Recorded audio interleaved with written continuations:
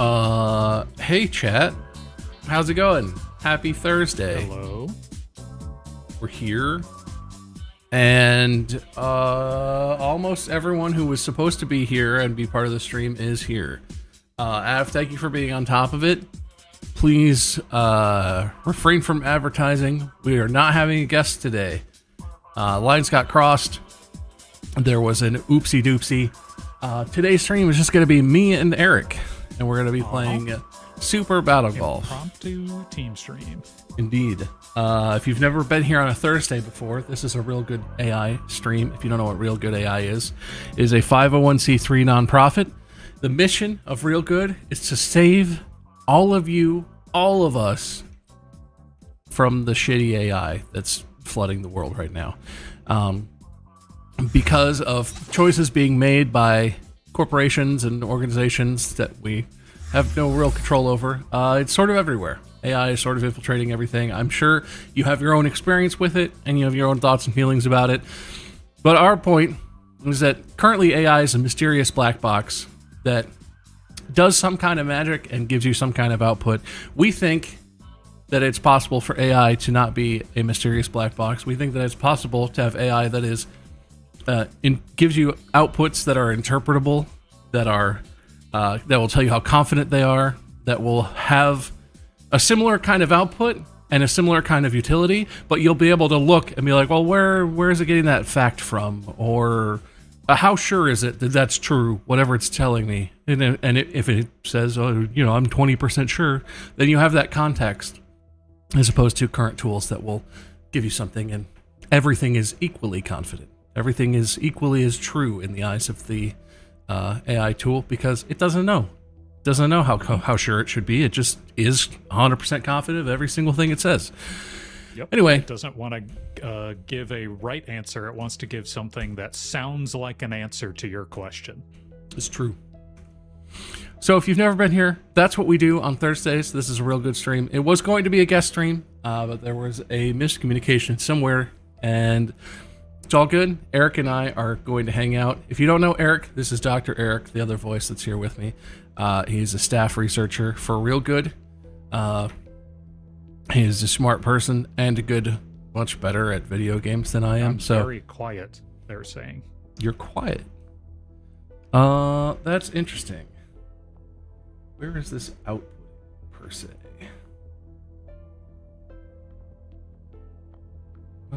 Try again. Skapadoola. Is he still quiet? Scat man. Skibidibidi yondududud.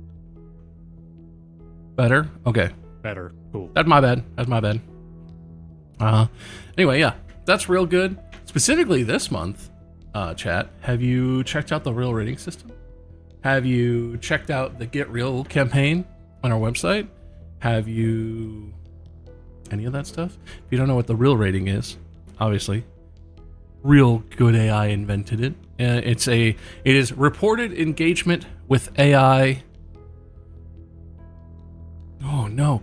How do I always forget the L? Level. God damn! Literally every time I say it, I'm like, this time I'll remember level, and then I get to the L. And reported engagement with AI level. It's a rating. It's right down here on my stream. See right there.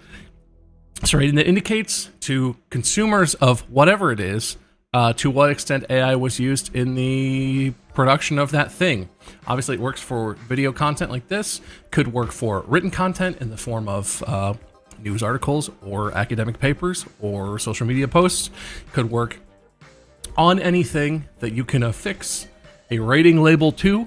You could assess how much AI you did or did not use and use the Real Rating System to accurately convey to whoever's going to be reading, watching, listening, whatever, consuming that thing that you were putting out there, exactly what they're experiencing, exactly how much AI went into the production of that thing.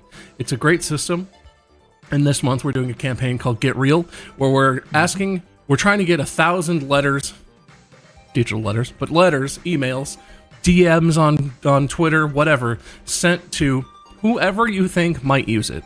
If you have a professor from college you think might want to use this in their classroom, if you have a manager who has a lot of AI tools being hoisted upon them by, the higher up executives, you think they might want to use something like this amongst their team or amongst their business.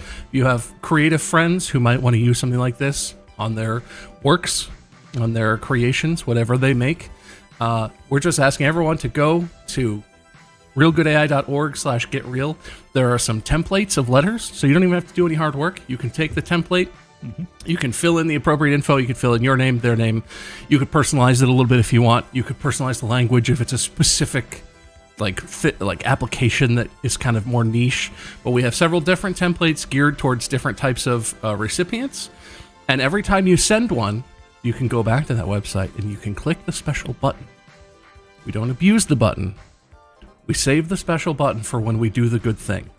So if you do the good thing, click the fun button. But otherwise, no clicky. It's a cool campaign. I've clicked the button 5 times. I gotta be super honest. I've only clicked it once. But I have, in my head, I have more than I am intending. I'm a bad influence, chat. Don't do what I say. No, wait. Don't do what I do. Do what I say. Yeah, Noah only clicked the fun button when they did the fun thing. See, that's the rule. Oh, you clicked it 5 times. That's good. That's 5 good things. Anyway, shall we play video games? Do you want to see Eric's face? Because he's here, chat. Look, it's him. I didn't realize they couldn't see my face this whole I time. know. I've been like nodding and being like, yeah, man. Jamming on that one. Could you hear how engaged he was? In this tone of his voice? You could hear how engaged he was. Anyway, you ever seen this game, chat? Oh! It's called Super Battle Golf. I don't know where my ball went. Oh, there it is. Is there sprint? Parking as many golf carts. No. Sprinting, and you get like a little speed boost from using items, and there's like sprint items as well, but otherwise no sprint. You just run.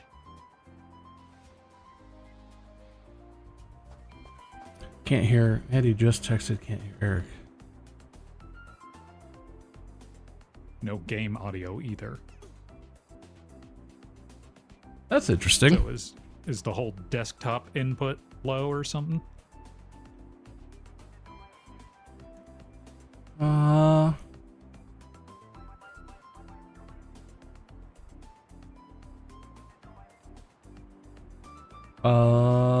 The audience mix. I don't know, man. The audience mix is there. You talk. It's not like I was worried about with doing Real Good Regiment that I screwed up your setup for the Real Good channel. No. There's no way. Okay. Device. Because I changed around the inputs for that because I don't right. have your fancy mixer. Can you hear Eric now, chat? Is it working? Woohoo, woohoo. You know the lyrics to my favorite song, Song 2 from Blur. Woohoo. Woohoo. Hello, okay. chat. That was just a Windows update situation. Sorry, chat. Cool. Could you not hear him that whole Love time? Windows.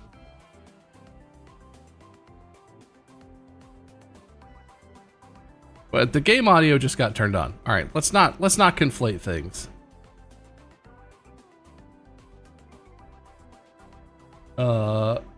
That's just how his camera looks. Sorry, Mandy. Mandy's complaining that your face is cut off at the bottom. Don't slouch. I do that. Don't slouch, Eric. Oh my god. Don't hit my entire setup. And the whole desk explodes. Uh-huh.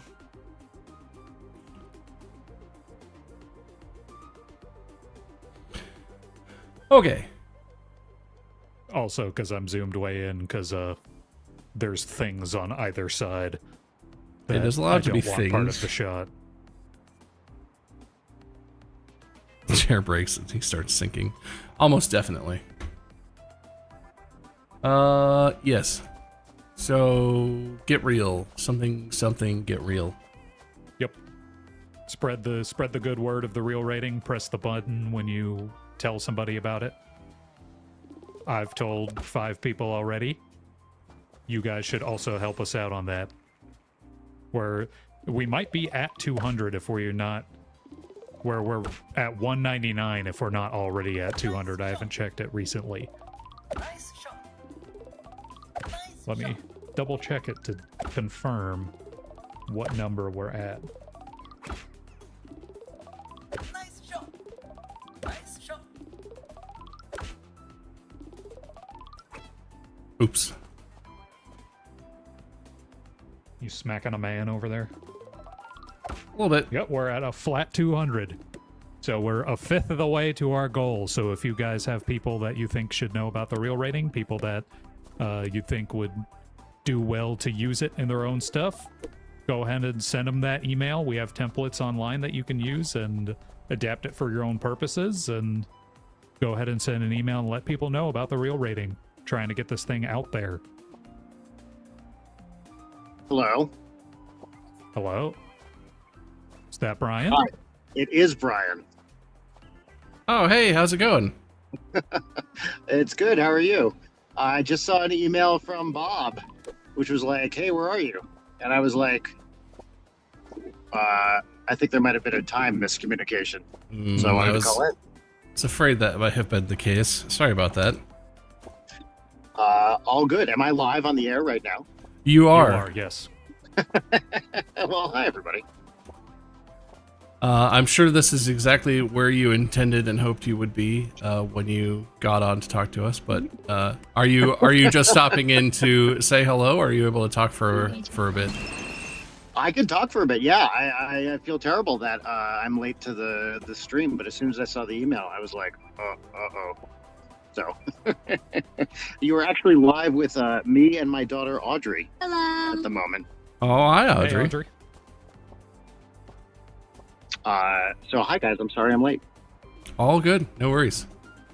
Well, anyway, chat, we did the whole spiel about the Get Real stuff. As planned, Brian is here now. So if you don't know this person, you don't immediately recognize this voice, we can't be friends, but also, just to fill you in, this is Brian Wecht.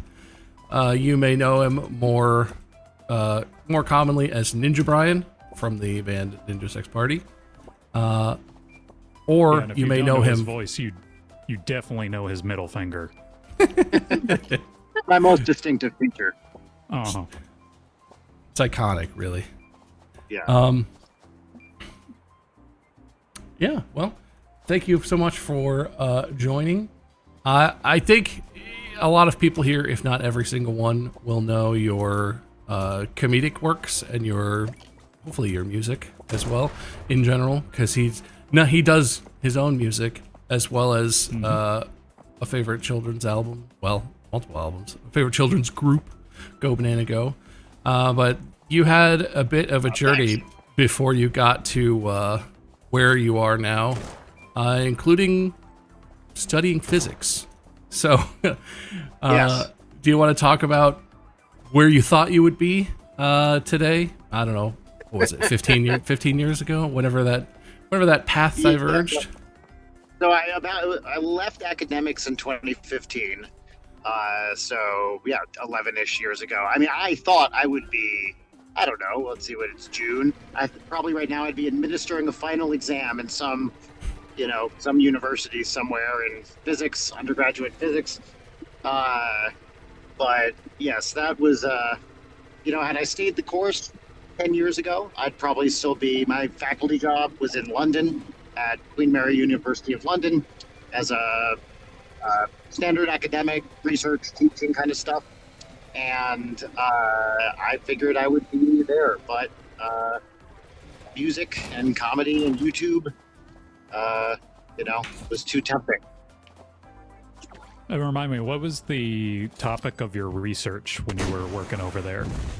So I was doing theoretical particle physics with a specific focus on string theory and something called supersymmetry, which it's slightly hard to explain, but it's basically mathematical physics, essentially. So I was doing a specific thing it was kind of an interesting time because there was this detector, the Large Hadron Collider, the LHC, which was on at that point and getting results. And people thought this thing called supersymmetry predicts a whole bunch of new particles, and people were optimistic that it might find something that hinted towards that, and that was not the case. And it was always kind of a long shot, but it would have been amazing if it happened, and it didn't happen. So I was leaving academic at pretty much a time when the LHC had found the particle we were 99% sure was there, the Higgs boson, and then nothing else interesting. And that has continued to be the case. So particle physics is a very weird place right now, and is, there's a lot of great research going on, but the field overall hasn't really boomed in the last 10 years, I think. Mm-hmm. So you were a subscriber to the whole there's 10 dimensions belief system and stuff like that? Well, I wouldn't say that exactly. I mean, for string theory to be consistent, there need to be 9 plus 1. That means 9 space and 1 time dimensions. If you were asking me to put money on, do I think that's actually the case? I would bet probably not. But, I think string theory solves a hard problem, which is coming up with the quantum theory of gravity. And you might immediately say, okay, well, if that requires 9 space dimensions, then just toss it because it's obviously wrong. There's interesting ways around it. Like, what if those extra dimensions are very small and curled up and stuff like that, which yields all kinds of cool math and physics and stuff. So it's 1,000,000% worth exploring. I think even in the heyday of string theory, had you asked me, do I think that's actually the way the universe works, I would have been agnostic at best. Mm-hmm. It's kind of the best way to be a scientist, those people who are like, oh, I know exactly what's going on, and everybody else is an idiot. Those are kind of the worst people to work with in academia. 100%. But speaking on that, did you like academia? Obviously you thought that was going to be your career for a long time, but what were the positives and negatives about that job? I loved it. I mean, to be honest, it was very much a dream job. I'd worked, I don't know, depending on how you count, from the start of undergraduate, 20-something years to land a professor job. And the positives are you get to think about cool stuff. You get to hang out with smart, interesting people. You get to travel around the world and talk to cool people from lots of different countries and backgrounds. And it's just it's kind of an intellectual paradise. You just get to, especially theoretical physics. I didn't need complicated computer stuff. I just needed a laptop and a pen and paper, and that was it. And so I would just travel around and give talks and talk to people. And then when I was a professor, I, teach graduate and undergraduate classes, and that's really fun. Teaching rules, because you get to do a deep dive into a thing that you thought you understood, but then realized you actually didn't know it all. I taught something called statistical mechanics for a few years. I've had to teach stat mech. It's a bear. I love it, but it's so great. You can kind of start from first principles and just do it. It's awesome. So, I mean, that was the positives. The negatives are, it's hard to engender a lot of sympathy for this, but for a while there's extreme job uncertainty. It's really, really hard to get a job, right? When I was thinking about going to grad school, I got the best advice ever, and I tell this to everybody who is thinking about maybe trying to get a PhD. An undergraduate professor of mine, I was a math and music major as an undergraduate, so I wasn't perfect at all. But an undergraduate professor of mine said that the reason to go to grad school is not because you think you're going to be a professor, because those jobs are basically impossible to get. There's no guarantee. Don't do it because you want to be a professor. Do it because you want to learn more stuff. And then he went on to say, look, you'll apply to grad school. Maybe you'll get it, maybe you won't. If you do, that's great. If you want to go on an academic, after grad school, you'll apply for postdoc. They're common in the sciences, if not. Maybe you'll get a postdoc, maybe you won't. You have to have the attitude that if you don't, it's amazing because you learned more, but in my case, physics. Great, you learn more physics, amazing. But after a first postdoc, at least in my field, people did a second postdoc. These were 3-year positions each. Maybe you'll get a if you don't, that's a bummer, but also, guess what? You got to spend more time thinking about physics. Isn't that great? And my attitude at every step along the way was, I hope I get the next, move up the academic ladder. But it was still worth it because I got to think about physics for a while longer. And then I was lucky enough that I did notable research and got a faculty job and all that. It could not have worked out better for me. But every step along the way, I was like, well, it's probably.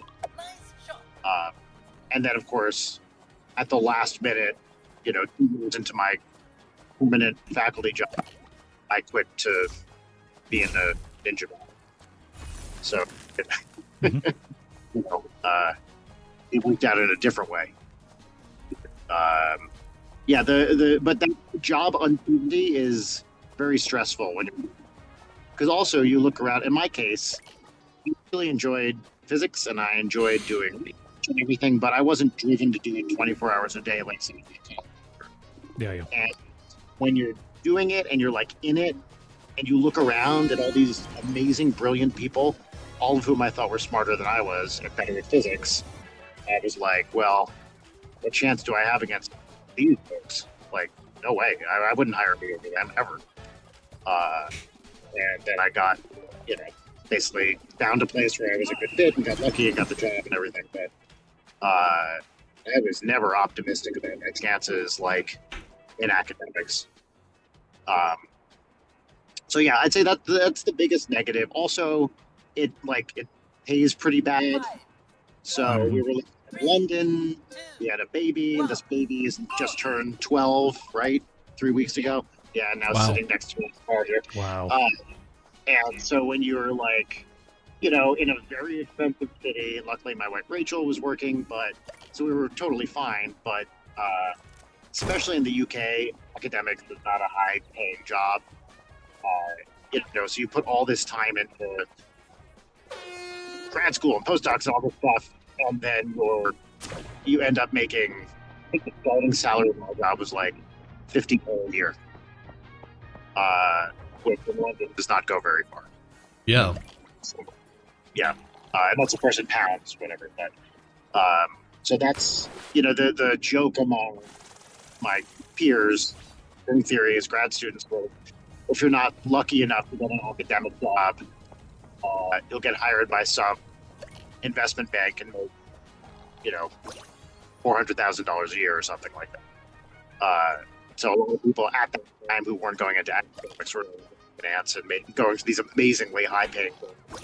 But it was stuff I personally never had any interest in doing. Mm-hmm. Sure, you get a lot of money, but it's interesting and it also feels somewhat evil.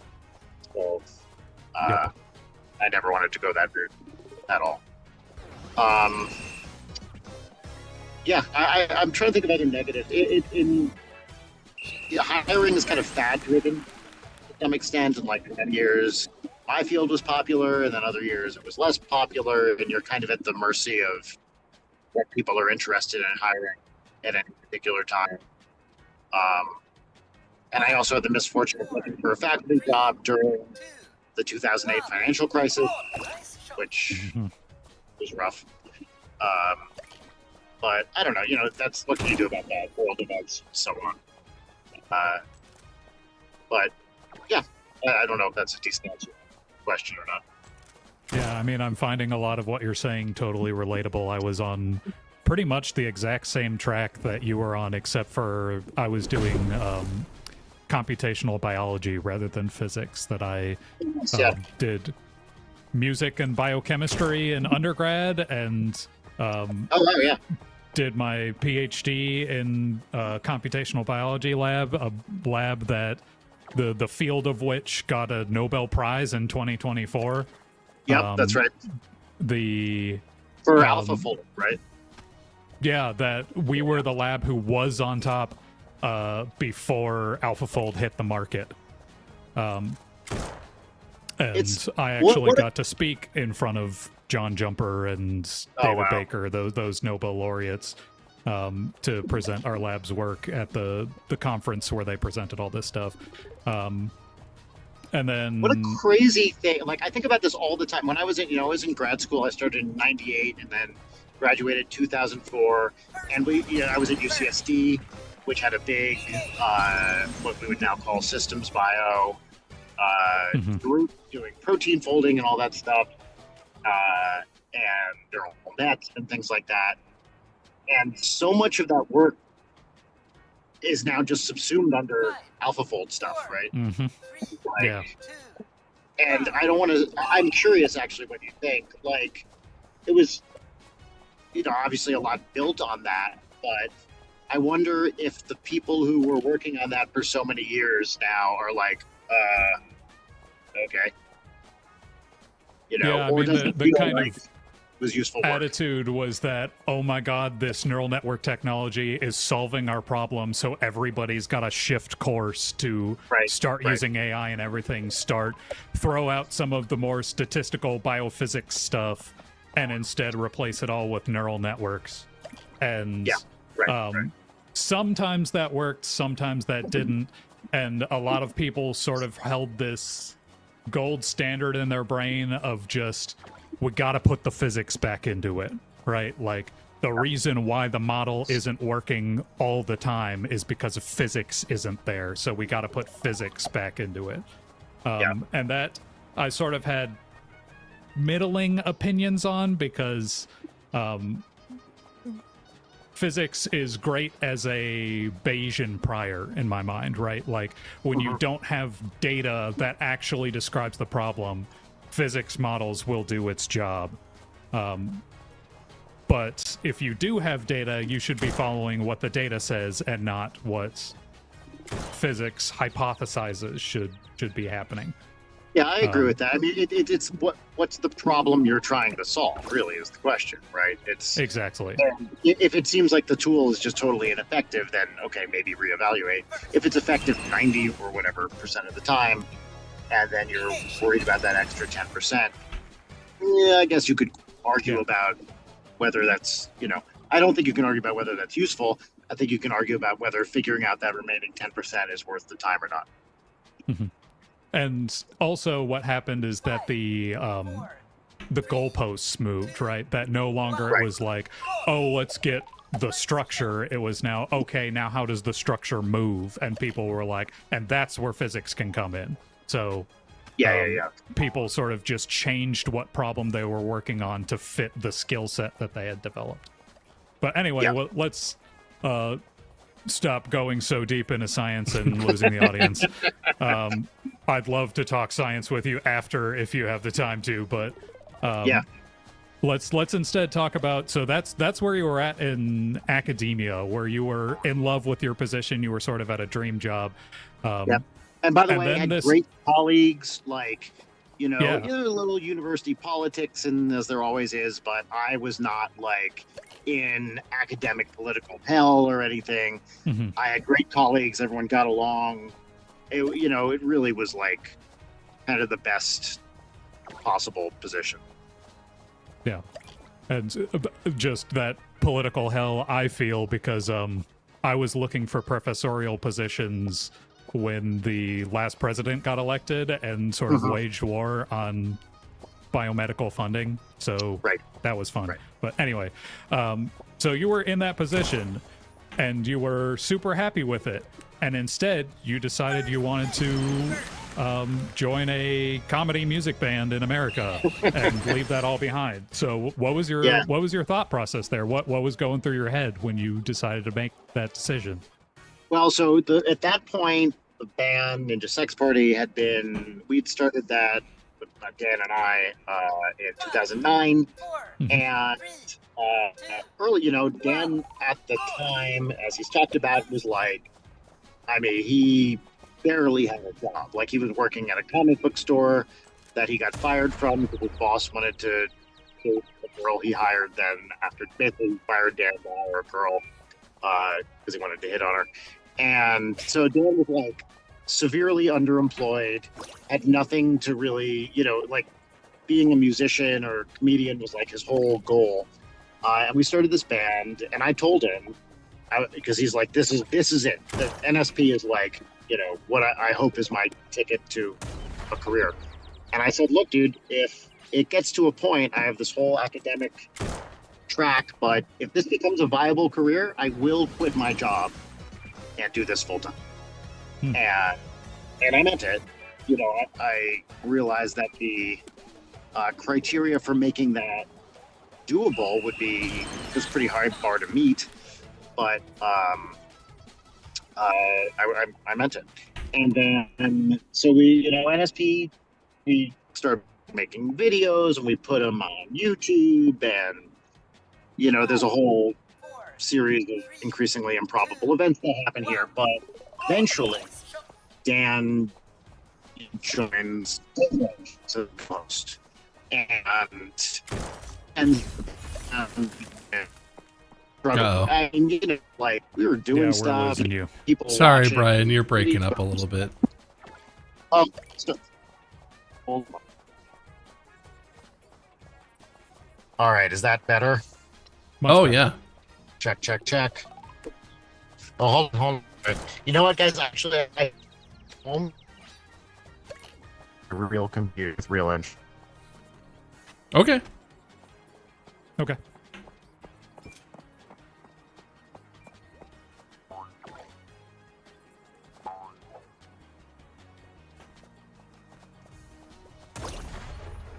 Oops. This is a really tight golf match. I'm sure that's what Yeah, everyone in kind of. chat is focused on, but Have you thought about doing IRL golf content, Bob? I I'd like to have. play IRL golf. Yeah. That'd be fun. Imagine having time to play golf. Mm-hmm. Finish.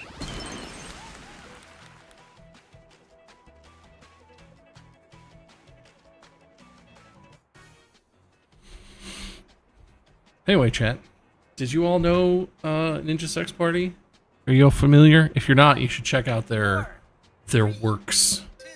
Their many works and discography. Or Starbomb, or Trey Magnifique. Or if you're interested, Go, Banana Go. Tupperware Remix Party. Mhm. It's also they have collaborated a lot with NSP, and their music is awesome. They still do make music. Danny and Brian. They do. Was it Under the Covers 2 or 3? I think it was 4, wasn't it? Is it 4? Oh man, it feels like in my head I'm like, oh yeah, Under the Covers just came out. That's a new thing they're doing. No, they have albums where they're doing like covers of, some classic songs, some of their favorite songs, that sort of stuff. And Yeah, I think their last video was Power of Love. why did I just don't get a remember who penalty it's by. stroke? Usually Out of Bounds. That's that song from the Out of Time movie. Oh, biscuits! I'm bad at golf. Don't need money, don't need fame, don't need a credit card to ride this train. That one. From that Michael J. Fox film. We all know it. What? No, that's not Footloose, is it? No, Ferris it's Bueller? Is that Michael J. Fox? no, that's it's the Back to the Future is the one I'm speaking about. That's Who's in Ferris that Bueller? movie? It is, isn't it? Or is that Back to the Future? Yeah, that's Back to the. That's like the opening sequence when he's like on a skateboard and stuff. Isn't that Sure. chat? Am I Haven't seen crazy? it, couldn't tell you. I might be crazy. I might be just absolutely fabricating things. I thought I got my putter out. That is about to go to space. Oh my god, I surrender. I don't even need to use my air horn, apparently. Don't. Please don't. Come on, ball. There we go.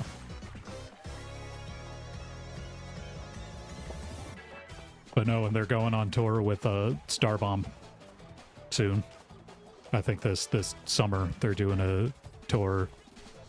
I don't know whether it's international. It might just be a national tour. And Huey Lewis in the News, that's who did it. That's the one. Oh, written for the soundtrack. Oh. I didn't know that. Yeah, I knew that. That's what I was saying. Sure. Totally do that. Totally do that. Who won? I didn't even see. You wiped my... Squeaked it out. Well, that last one I sort of sold pretty good, but you won pretty handily there.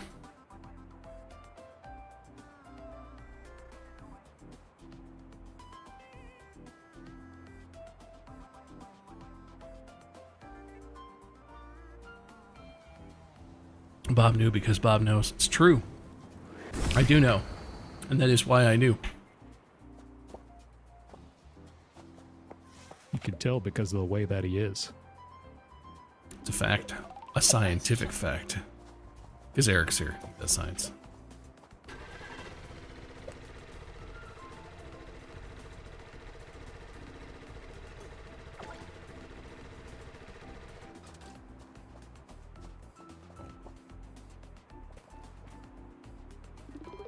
So we could plug this again. We've got the Get Real campaign going on right now. If you guys are familiar with the Real Rating, it's a disclosure system to let people know how much AI you're using in whatever product you're making or whatever tool you're creating or whatever situation you want. Bob's about to get annihilated. And we are wanting to get people in the know about this system. And so if you have anybody that you think would really like to have that system in their life, whether they're an artist, whether they're a teacher, whether they're a higher executive at a company and they want to create policy about usage of AI, we are wanting people to know more about this. So we have some templates on our website at realgoodai/getreal, realgoodai.org/getreal.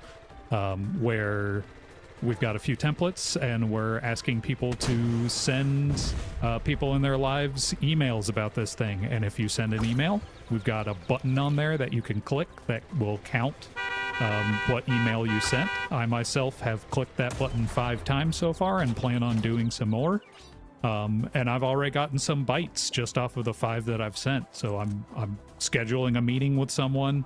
Another old advisor of mine said that they're going to be using it in their class. And so we've got some success stories brewing, and we're hoping that you guys will also have some success stories of your own in spreading the Real Rating. So go ahead and send those emails and click that button. And we're aiming to get to 1,000 emails, and we're currently at 200. So please join us in that campaign. We'll be doing that all through June. We've got a stream next week that pertains to the Real Rating. I've put together a Jeopardy game that will test people on their knowledge of the Real Rating, as well as just having a little bit of fun with it, because one can only talk so much about the Real Rating. But yeah, we're looking forward to. I'm back. Oh, high definition. Brian is here. Yeah, now I have a camera on. Eric, can we pause the video games for a moment? I hit the pause button. I don't know if that actually does it for anything, everyone. Let me re-clear this real quick here. I got a penalty stroke anyway, so it's going well. Anyway, welcome to your setup, Brian. And in just a moment, welcome to the stream, maybe OBS. There we are. Oh yeah,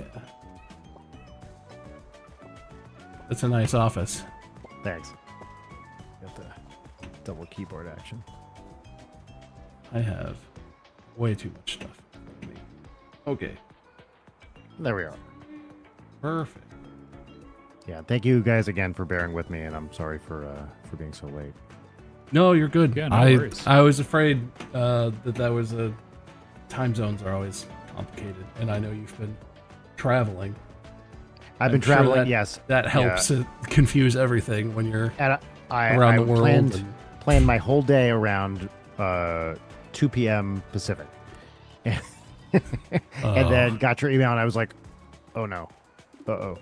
So, I'm glad you sent me that Oh, email. you're playing, 'cause Bob. Otherwise, I just would have been I just started playing. It's fine. oblivious. So yeah, thank you for bearing with me, and I'm sorry for the mix-up. No, you're so good. Thanks for joining us. So, do you want me to keep going with what I was talking about, or should we, Well, so I you can were do whatever talking you want. about the point at which you decided to do NSP, that things were starting to pop off with the band, right? Yep, things were popping off with the band, and then basically what happened, I forget where exactly I got cut off, but we're, bopping along and making videos, and I think, have somewhere around 40K subscribers on the YouTube channel, which is nothing to sneeze at, but not at a level where you can turn it into a career. And then Dan joins Game Grumps, and suddenly it's like, oh my god, wait, what?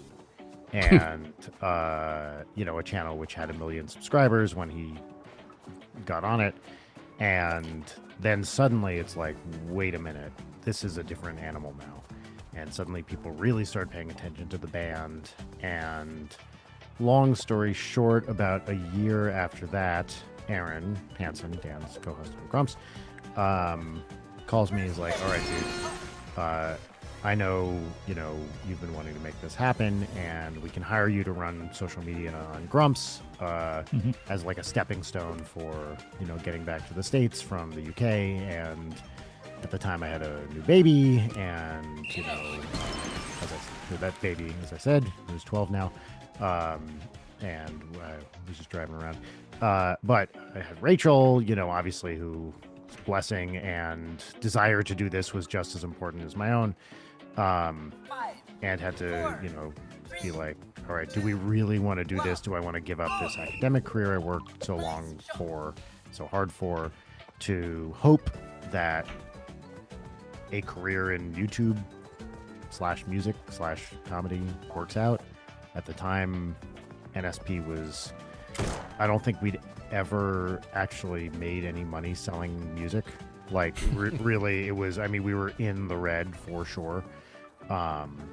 And it was very much a like, well, this seems like it's moving in a good direction, but is this a risk worth taking? And I talked it over with Rachel, I talked it over with Aaron and Dan, and in my own mind, I was like, look, there was a complicating factor here too, which was this is the year I turned 40, and on paper, quitting a tenured job to dress up like a ninja feels like a midlife crisis. And I was like, okay, let me make sure this isn't a midlife crisis, and that this is actually a smart decision, not me just talking myself into, some motivated reasoning thing, which would have been very easy to do. So I talked it over with trusted friends, and everyone's like, no, this actually seems like a reasonable thing.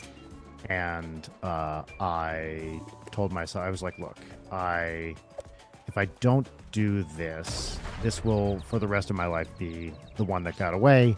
I will regret this forever. So I would rather try it and have it fail than never have tried it.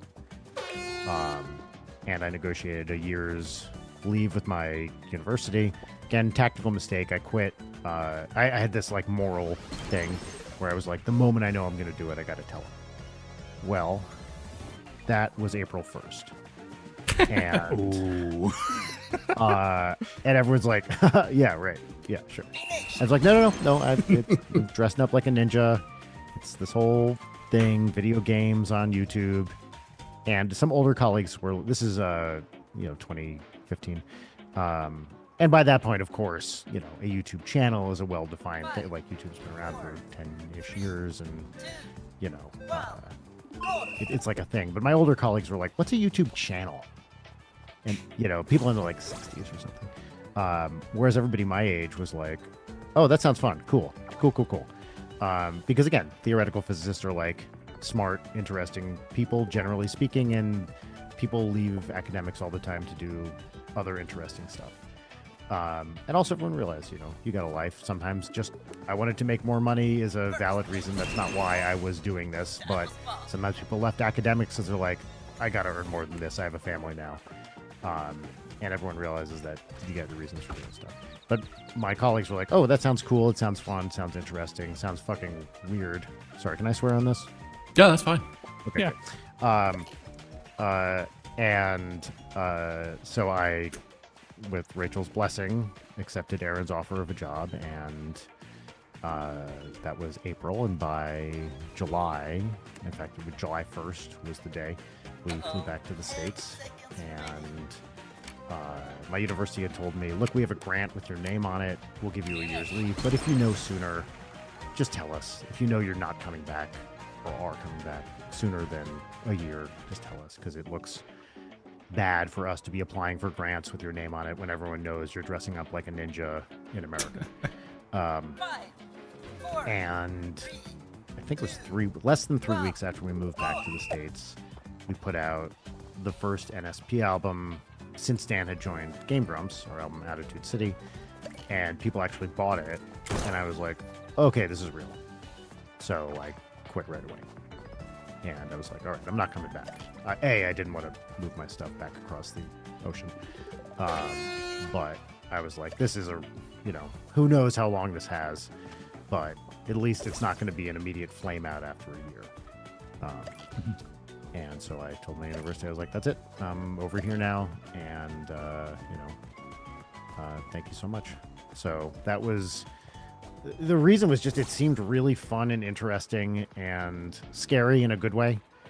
And I knew as I said, I knew I would regret it if I didn't try it. And, here we are now 11-ish years later, almost 11 years to the day in a couple of weeks.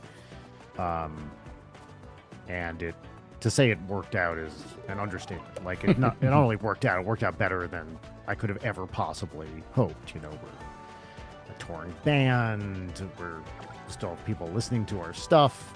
Game Grumps is still going strong. Like, I've got a bunch, as you mentioned, kid band and all sorts of other projects.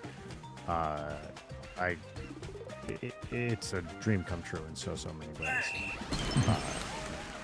I can't believe you're not going to throw Trey Magnifique out there. That's one of your Yeah, I have my successful projects.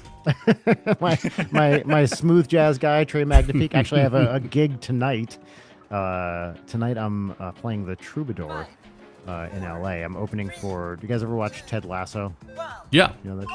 So Brendan Hunt, Coach Beard on Ted Lasso, has a band he's been doing for it's like 25 years or something called Elvis Prestello, where he dresses like Elvis Presley, but they only do Elvis Costello songs.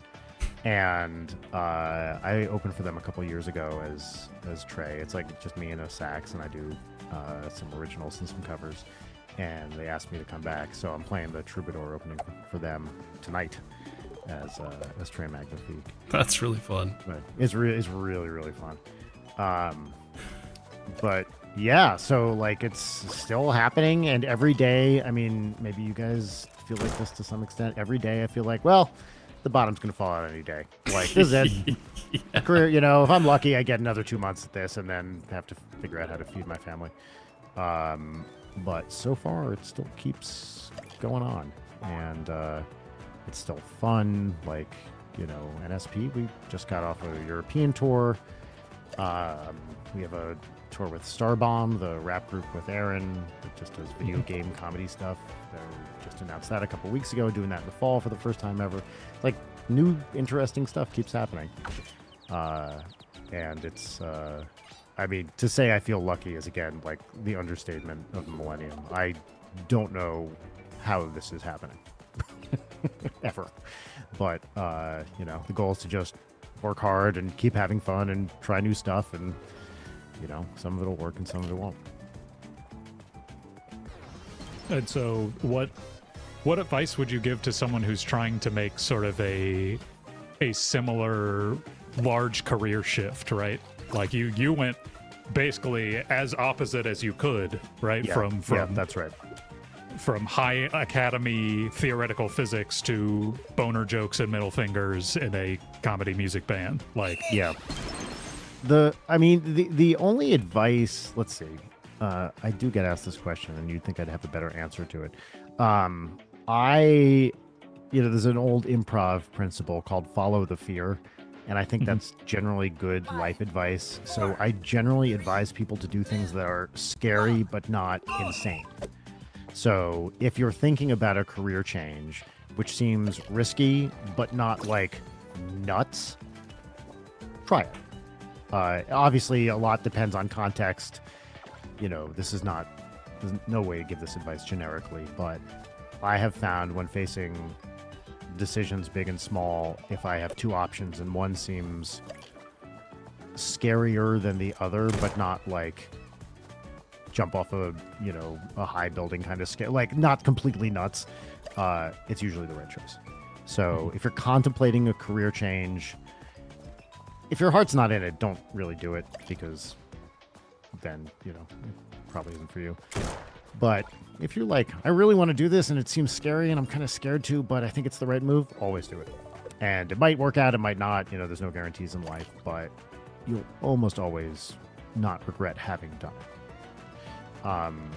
As far as the mechanics of it, I mean, geez, I don't know. Like, I was very lucky to have a supportive partner in Rachel. That helps tremendously. She was on board for pretty much anything, and I talk everything over with her. And it was a big, I don't want to understate how big a sacrifice this was for her as well. Like, she had a job in London, I was the one who had a job in LA, and I had friends out here with people in Grumps and various comedy people I had met over the years. And she was moving into a place where she really didn't know many people and didn't have a job and people she was just coming into. So it was very disruptive for her. And I don't want to understate what a big shift and sacrifice this was for her to be like, yes, let's do this. Because it took her a while to find her footing in LA. Now she has a great job and friends and everything, and it all worked out. But it's like she really, this was not an easy transition for her. So having if you're, with a partner, having a supportive partner is also really, really crucial to these big life changes. And also, I think the younger you are, the easier it is to do. Like, I made my big shift when I was 40. If you're in your 20s, just go for it. Like, I don't see any reason to not just try it out. Be a musician for a while or whatever. You got plenty of time. So I think big shifts, of course, are easier the younger you are. Trying to think, do I have any other specific? I think that's pretty much about it. Yeah. But, okay, I'll say something else too. Be nice to people. It if you're trying to break into a field or something, it never hurts just to be cool, just to be nice to people, be kind, be aware of other people's feelings. Especially if you're trying to, meet people in a thing like music. Hey, I knew how to make music. I didn't really know any professional musicians. I think not too many. And now I have a whole, group of friends who are musicians and comics and stuff. And largely I met those people by trying stuff out, saying yes to things, and just trying to be generally a kind, thoughtful person. So, being the type of person someone wants to work with goes a long way. And I think it's definitely possible to do that without betraying any core principles. You shouldn't do stuff that makes you feel uncomfortable and awful, but just be nice to people. Yeah. And so you brought up that improv concept of follow your fear. What's an example of you following that fear and it either super did or super did not work out? The super did is, of course, the leaving academics. I'm trying to think of other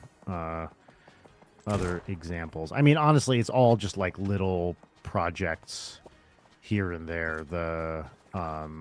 I have to say, doing my solo jazz guy was scary because it's just me, and then suddenly I don't have collaborators. It's literally, I have people I work with. Commander Miach from Twerp produces my albums, blah blah blah. There's people I work with, but it's really, if it doesn't work, I can't be it's their fault, them. my ass is on the line. So really, like, going for it with that has been scary, but in a way that I think has worked out so far. It's been really, really fun to do. And how long have you been playing sax? Like, that's not... Oh, since I was 10. In fourth so grade, we that's- picked up an instrument, and Okay. it was like What you've been playing... Because I thought you were playing piano from the beginning. How long have you been playing piano then? then since piano was like since I was 6 years old, so first Okay. grade-ish, and sax was they give you a recorder, at least in New Jersey they did, recorder in third grade, and then in fourth grade you picked in a wind instrument. And one of the best pieces of advice I got from my dad was try the saxophone. I remember originally I was like, I want to do violin, and he was like, you know what, violin's great, but I think you'll be happier with sax because you get to do different, a lot of different types of music.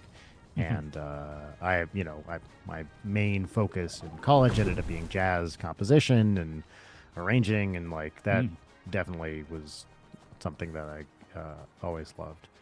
So sax has been for a while.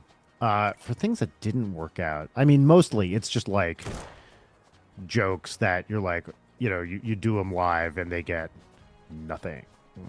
Yeah, that's what I'm thinking is, do you have like Yeah. an anecdote of things that bombed that was your favorite that you Yeah, look back on and are like, that was so funny? I'll tell you my favorite bombing joke, which is actually my favorite bombing story, which is pretty recent, actually. So you guys might remember within the past year or so, there was a bunch of controversy because there was a comedy festival in Riyadh. Yep. And a bunch of comics, some of whom were pretty vocal, free speech, types, went to Riyadh and had to sign this very long contract being like, I'm not going to disparage the government. I'm not going to do this. I'm not going to do that. And got, I think, properly called out for being hypocrites. And it was this whole, capital D discourse in comedy, and then it broke out into the larger culture of should these people have done it? And I think was a discussion absolutely worth having. So I was doing a set as Trey Magnifique, my jazz guy, and at some point I said, "Oh God, sorry, I'm a little disoriented right now. I just got back from the Riyadh Smooth Jazz Festival," and to say it got no reaction would be an understatement. It was just, I mean, there's, I don't know, 100+ people there, and it was complete silence. I mean, like nothing. No one reacted to it at all. And I was like, yeah, that's actually, I love it when that happens because it's so hard to get zero reaction to something. Yeah. And I was like, okay, they're confused and or they hate it. It was great. I was very excited about that.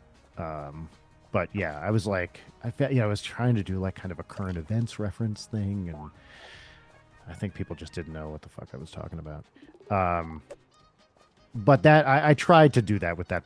It's when I play those shows, I'm playing jazz. I'll do songs and sax, and sometimes with a little keyboard, and then in the middle I'll do kind of, to say stand-up bits I'm talking to a mic, but it's not like kind of stand-up jokes. They're like little one-liners and stuff. And I try to switch those up a lot. That one I tried once. Was it, I mean, was it just too soon following all of that playing out? I'm a little surprised people at a Trey Magnifique show didn't get it, and also wouldn't Maybe have they got thought it, that. I just hated it. I would be surprised if that crowd didn't think that was pretty funny, but I guess maybe they were all like, they got paid. What? I don't know what they're so mad about. Who the hell knows? It's also don't know. so I have a monthly show I do with that in Vegas now, and I was at one of those shows, and that's a mix of like people who are there for me and just random people in the casino. So, it's who knows? But I do remember just the stunning level of silence at that particular joke. Yeah, I'm trying to think of other jokes with probably fewer Well, so- for NSP, but yeah. On the topic of bits that you've done, what's an example of a bit that's really small and really niche, but you're super proud of and you wish people appreciated more? Oh yeah. I mean probably my favorite one is an extended bit that we've been doing since the beginning of Ninja Sex Party, which is I do not blink in any videos. Like if we have cuts where it's me blinking, we will use, or takes where it's me blinking, we will use another take always. And I try to maintain that on stage during concerts too. If I have to blink, I'll look down at the keyboard so that the audience never sees me blink. I'm sure there's examples out there of me blinking in live performance, but my extended thing that I've never really said publicly, although when we're working with animators and animated music videos, I always tell them the rules of Ninja Brian are he never blinks. But this is, it's one of those things we sort of found in doing it, but pretty early on. Maybe not the first couple of years, but after that, I was like, the rule is this guy never blinks, and I'm going to try real hard to never blink. So that's one that I'm really proud of, just because it's so dumb. It's just stupid character choice. Nobody cares. But it's something that makes me happy and is a little challenge to myself. So that one I like a lot. Well, I'll tell you my favorite Brian Weck deep cut, Yeah, which please. is in 2018. You did a live stream with the Game Grumps. Yeah. Where you came up with the punishment, is it mayo? Oh, And yeah. I'm very proud. I'm very happy with that one because it's just so subtle, but yet so psychologically torturous at the same Yep. time.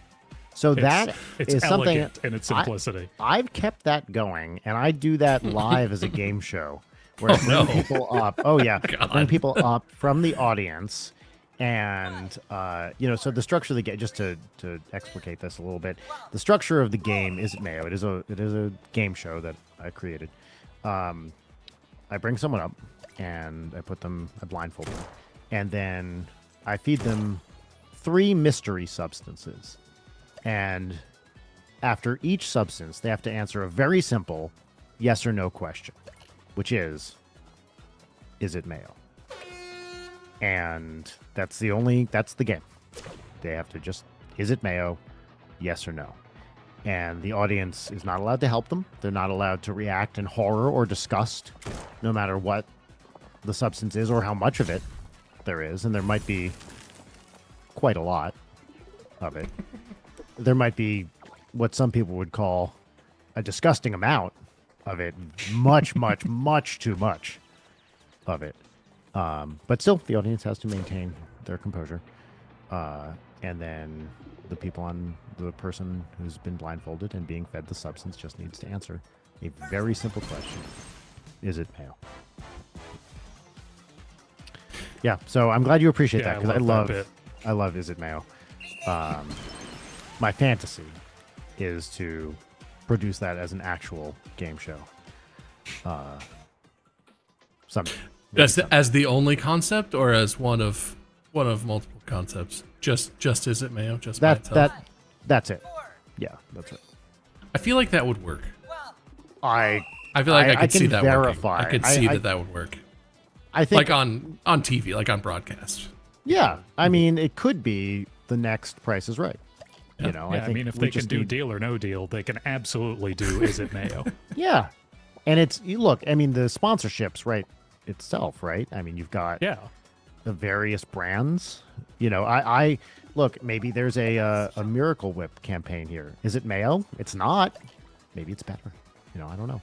Like, I feel like the advertising kind of writes itself.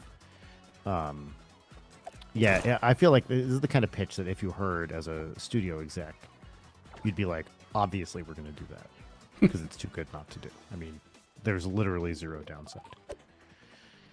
So yeah, I'm glad.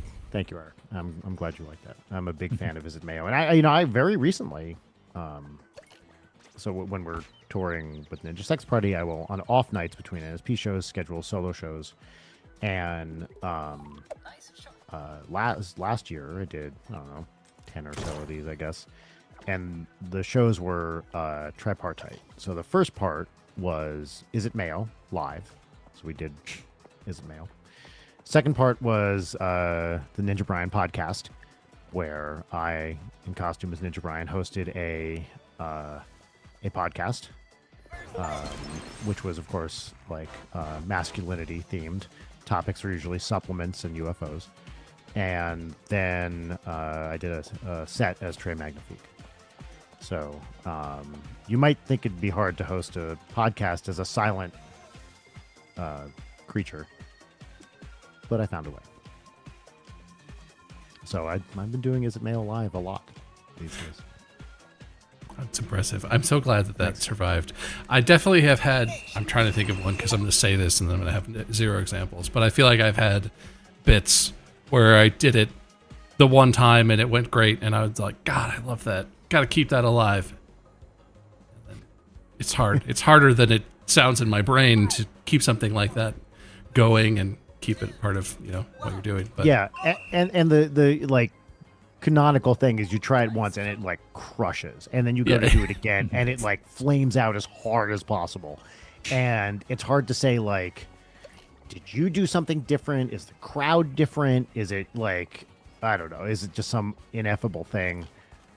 Impossible to know, but that's an amazing feeling, truly, when something that worked so well just like dies on the vine, and you get like 2 seconds in and you're like, oh no, oh my God, why? And it's, I don't know, I kind of love that feeling. I think a lot of You kind of have to be an improv comedy. Yeah, and I mean, maybe even to be in comedy in general. I know a lot of comedians hate bombing, but I kind of love it, honestly. I like bothering people. Well, I'm sure Eric and I could talk your ear off about all the things that you've done that we love or want to ask about, but we are streaming on the Real Good channel, and I know we emailed a little bit before this, and you were like, I don't really use AI for anything, but I am curious because I feel like no matter how staunchly you may avoid it consciously in your creative stuff, or you just sort of, you must run into it. So professionally or otherwise, do you feel like AI is encroaching into your day-to-day or into your professional life, or I don't know, how does it impact you? Yeah, I mean, I will just say that to say I staunchly avoid it is an understatement. I use it for absolutely nothing ever. I've maybe typed 5 things into an LLM ever, none of them within the past 2 years. Artistically, I don't want anything to do with it. When we hire people to work for Ninja Sex Party or any of our other projects, we have a clause in our contracts which says you are not allowed to use AI for generative AI for this. We want nothing to do with it and very deliberately avoid it. And we're not typing in for NSP like funny song ideas or write lyrics for a song about whatever. Nope, nothing. What we do is we hire real musicians, we hire real artists, we write all the lyrics ourselves. We don't use it literally at all for anything ever, and we don't want to, frankly. So I when we were emailing Bob, I mentioned that it is definitely a thing that I have no interest in using for my creative life, and I want to be careful to only hire people to do this. Now, do I feel it's encroaching? Yeah, like it's people are using Suno and things like this all the time to generate songs, and have I gotten fooled by thinking that something that's AI has been a human-made thing? Absolutely. It's getting easier and easier to get fooled. So I'm not worried about it like replacing us. We were lucky to have a fan base that likes what we do and who we are, and that sort of thing. But absolutely, it's going to be my fear with AI music in particular is, I think a pretty common one, which is not just that it's going to the number of submissions to Spotify or whatever, which we know is up significantly since these tools have been around. Not only does it get overwhelmed by that, but then the algorithm, because it's cheaper for they start making stuff in-house, which they're already doing, and then give preferential algorithmic treatment to stuff that they make. that is the scary thing to me, where human-made stuff starts getting suppressed by a company that is making all its music in-house and then promoting its music. Is that happening already? I don't know about the algorithmic side of things. I would actually be surprised if it wasn't to some extent. I know some of the music streamers take a stand and won't let AI music on there, but I do worry about, basically corporate people coming in being like, we'll just make it and promote it ourselves. So that I'm concerned about. I think for comedy, already people are seeing a big encroachment on the writing side of things. The industry has been in kind of free fall for many years now, kind of post-strike especially. And I shouldn't really talk about comedy writing because it is not my area of expertise, but I definitely know that people are worried that they are being, because they have evidence that this is the case, replaced by, LLMs writing scripts and stuff. So I absolutely see that encroaching on people in comedy. That said, I think, live music and live comedy and stuff like that isn't going anywhere, and people are always going to want to go see human beings doing stuff. So I worry about that less from the live entertainment perspective. But again, the hard thing will be, do the companies that own whatever you're using to promote your shows, do they suppress that in favor of other stuff? Yeah. So, yeah. And I think I maybe mentioned this to you as well on email, Bob. I did notice when I was talking to old colleagues that a lot of my, former colleagues in physics have started using various AI tools for things, be it Claude to generate some code, or actually a guy that when I was at Harvard, when I was there, a guy who was my colleague is still there. She and I think just used, I forget what tool, maybe Claude, to write a quantum field theory textbook. So that sort of stuff people are definitely using it for. And I can't really comment on how good it is because I don't have a foot in that world much anymore. I have serious ethical concerns about it, but I feel like I can't make much of an intelligent statement about how they're using it. So yeah, I'm concerned to put it mildly, but it's also so, I feel like we're going to know or understand things are so in flux right now. I feel like in 5 years we're going to understand a lot more about what the world looks like in an AI world. But yeah, it's hard to say right now. I actually do want to, a buddy of mine, Adam Becker, wrote a really great book called More Everything Forever, in which he talks extensively about kind of doomers, AI doomers. So people who have concerns about that, I'm going to point you towards Adam's book, again, More Everything Forever by Adam Becker, which I think has a pretty intelligent and careful, discussion of is it just going to kill us all kind of stuff. So I do want to recommend that one while I'm here. Well, and so as negative as you feel about AI, I think many of the reasons you feel negatively about it we're in agreement with at Real Good, that a lot of the environmental concerns, a lot of the ethical concerns, that is totally all applicable in our own sort of organizational ethics.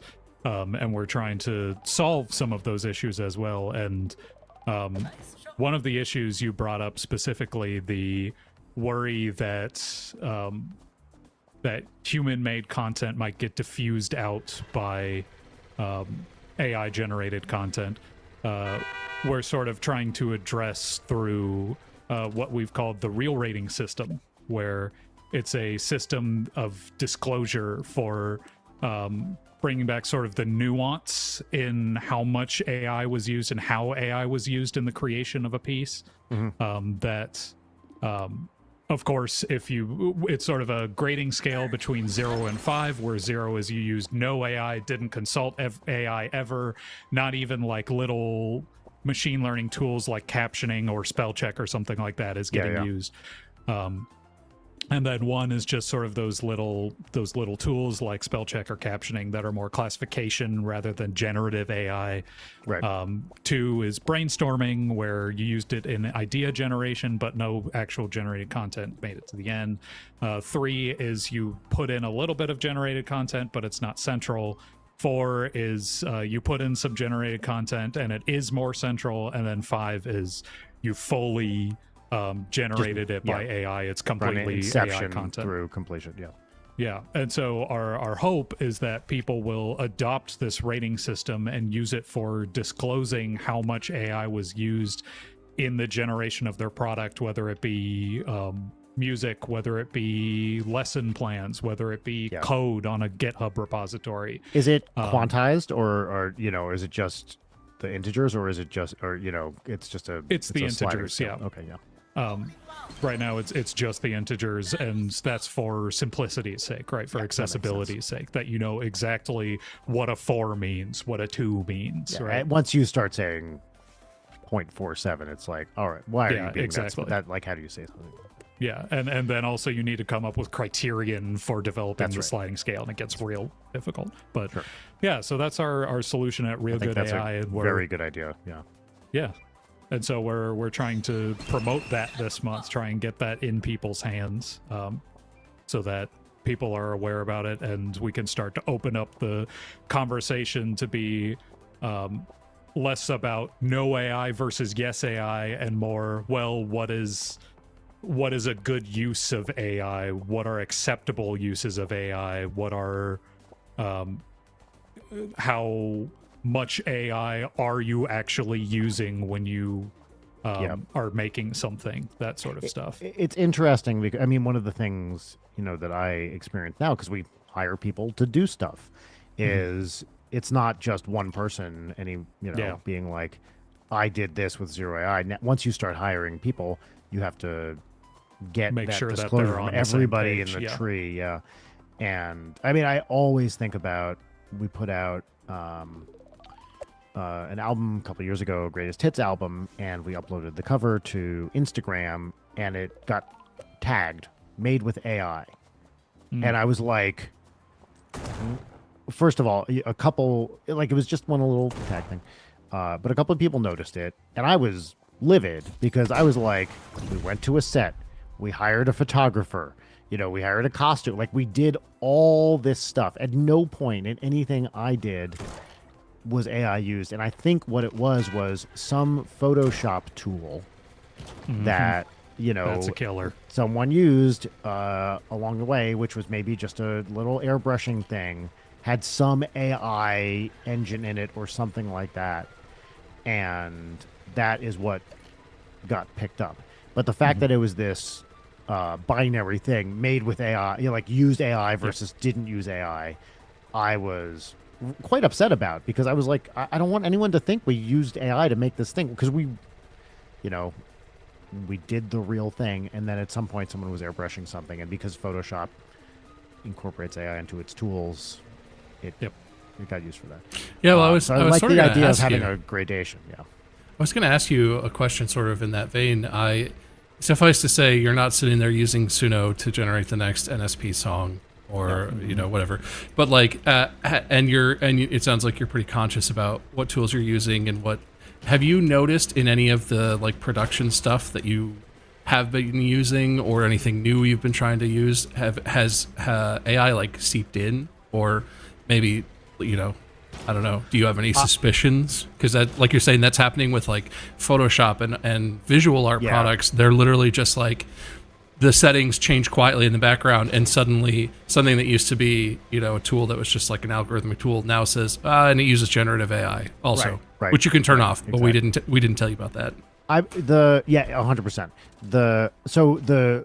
For production, for music production, I'm not producing most of what I do. Like, I have a producer for Ninja Sex Party. We work with this guy Jim Roach for Starbomb as well. For Trey Magnifique, I work with Commander Meouch from Twerp. So these guys are doing like the hard production work. The thing that I'm producing, I do a podcast with Leighton Gray, Late Night with Brian Wecht, and that I am actually producing myself and editing. And I will say I do notice, and even though I am like doing all the audio editing myself for that, I notice in the service we use to record it, there's a lot of like, use AI to do this and like produce a transcript and, you know, edit out the clicks and blah, blah, blah. And I don't even use it for that. I do all the audio editing myself, but they really try to push it as like a podcast production tool, I've noticed. But that's for music stuff.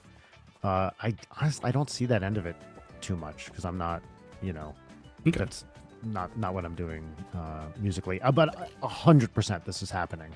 When I my DAW that I use mainly is Logic Pro, and whenever there's a new update, there's a million different like, and now with AI, it can tell you all the chords and I've tried, by the way, putting songs in and being like, tell me the chords, and it always fucks it up. Like it's never. It's wrong. It's wrong all the time. So, because all the stuff I'm writing is like kind of jazz type stuff. It has no idea. It's like, especially confidently the wrong. auto drummer is like, no. Oh, it's really rough. But I was curious, like if you gave it a Don Ellis piece or something, could it tell you what's going on? And the answer is absolutely not. So I see it for that, but only in the, you know, as a service that I try not to use. Yeah. Yeah, well, and that's sort of the thing about the real rating too, is I think it's good for creatives, for people who are making things, to be able to have a way to be more clear and to not just get flagged as AI content like you're talking about with your Instagram experience. But on the consumer side, we're sort of hopeful that like it could be, you could filter your Instagram by, I only want to see 2 or less, or I want to see only 5. I want to see purely generated content. Maybe, I mean, it would be cool too on like music platforms if you could go on Spotify to like never ever play a 5 for me. Play what? Yeah. Or but you know,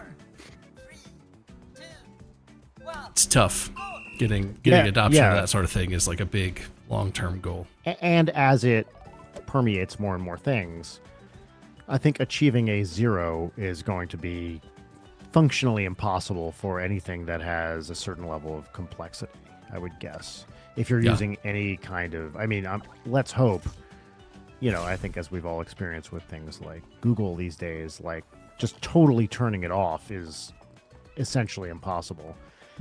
I mean, you can do it, but then they've tied in so many other features to it that it's like, okay, I'm not going to turn it off. I'm just not going to use it ever. And I do worry, I think what we're seeing is as, you know, people start using it for more and more stuff, it's going to be, you know, it's not quite at the level of I made this without using electricity, but I think it might be something along the lines of I made this without using the internet, which is, you know, increasingly hard to do. So, Although I will say, Brian, we had this little social media campaign where I was making certain artworks to a dice roll version of the real rating. So I sort of had to match what the dice told me to do. And it told me to make music with a 0. And I make music in Logic Pro 2.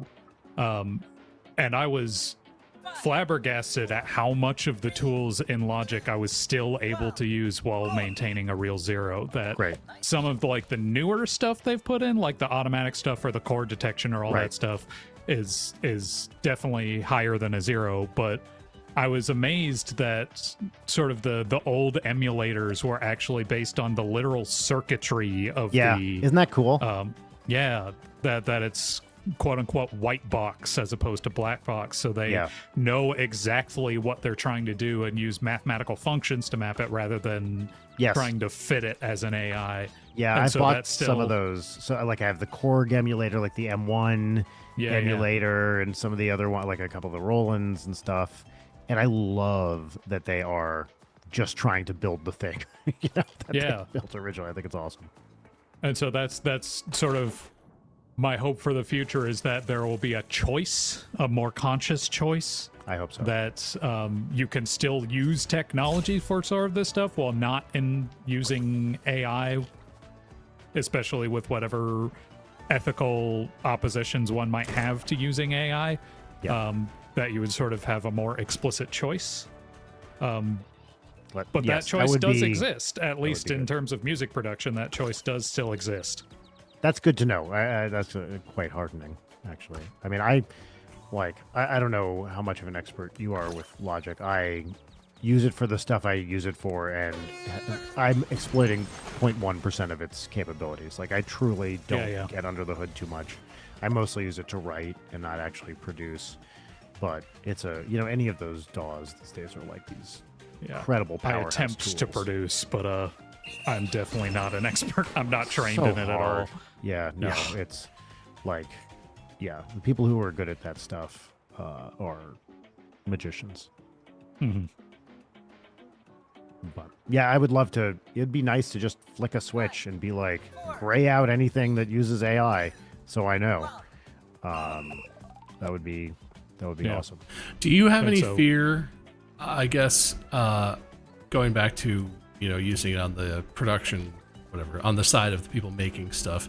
Do you have any, I don't know, trepidation or sense of what you think your audience might feel if the next NSP album launched with this is a real zero on it, and even clearly indicating like maybe a 1 if there was some tool or something, some automation, but like clearly indicating we're not using generative AI. This is made by humans. We paid artists to help us make this, all this sort of stuff.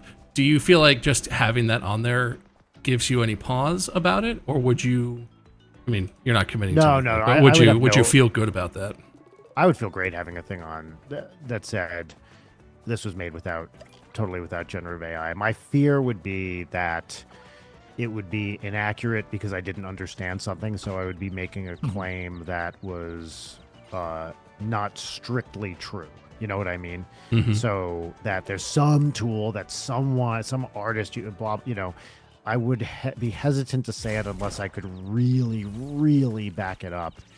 But I think the audience, I think most of our audience, I'm not going to say 100%, but definitely most of our audience does not want us to be using AI for music or art or anything we do. And, I don't think we've come out publicly and said what I'm saying right now, which is that we don't use it for literally anything. But my sense is that aligns us with most of the fan base. We have a lot of artists and musicians and creators in the fan base who feel, I think correctly, threatened that this type of stuff is, hurting their potential livelihood. And I sympathize with that 100%, and that's why we hire real people to do real stuff. So my concern about, I want to be upfront that we don't use it for anything. If I put a 0 on it, I would need to know that truly it was a 0 and not there's some tool in the background that someone used without knowing it that made it slightly used. So I think 0 is a pretty stark statement. You know what I mean? And this is kind of why I was asking about the gradations, because I don't know, I try to be ethical about these things as you guys are as well. And if I make a claim like that, I'd want to back it up. Yeah, totally fair. Screwed that up ourselves in the past. It's better. Yeah, it seems like very easy to mess up. But I would have no problem saying, and I think it would be probably a good thing to say this was made without generative AI. Yeah, because that is what we do. It's what I do. Every project I'm involved in is that. And I think it's increasingly important to say that. It's I don't know. I see friends every once in a while, like some friend or collaborator will post a look what I just made, and it's some AI bullshit, and I'm just like, my heart dies a little every time, especially when it's someone where I was like, but you made cool shit before. Why are you using that? Like, just I don't know. It's not that it feels like cheating. It's just that it feels like, ethical, environmental concerns aside, it's just like, this isn't good. Yeah, well, it's, do you, I mean, I imagine I know the answer to this, but do you live with that constant, like, itch in the back of your mind? Everything you look at, you're like, okay, well, but is this real? This is super cool. 100%. Absolutely. And have I, had a friend send me a link that I then passed on to a friend and then found out it was an AI thing? Absolutely. I have. We all have at this point. And that sucks. I hate that feeling because I feel complicit in spreading this, what to me feels like kind of a lie. Yeah. So, but to answer your original question, no, I think it would be great to be able to say we made this totally without any AI tools, and that's part of our artistic philosophy. And honestly, this is I think all the people I work with artistically are exactly aligned with me on this. They don't want to use it, no interest in it. They don't use it for anything, even in their personal lives. I will say I have a couple friends. I think no one that anyone would know, so I'm not like, subtweeting anyone here, who won't use it artistically, but use like an LLM to organize their daily lives and stuff like that. So I have a few friends like that, but me and all of my direct collaborators are the same in that we don't use AI for anything in our daily lives. I remember talking to a buddy and told him what I told you guys, which is like, maybe I've typed 5 things into an LLM. And he was like, what? How do you do it? I'm like, it's not that hard, dude. You just like, don't do it, So, yeah. But I like the idea of being able to say that definitively.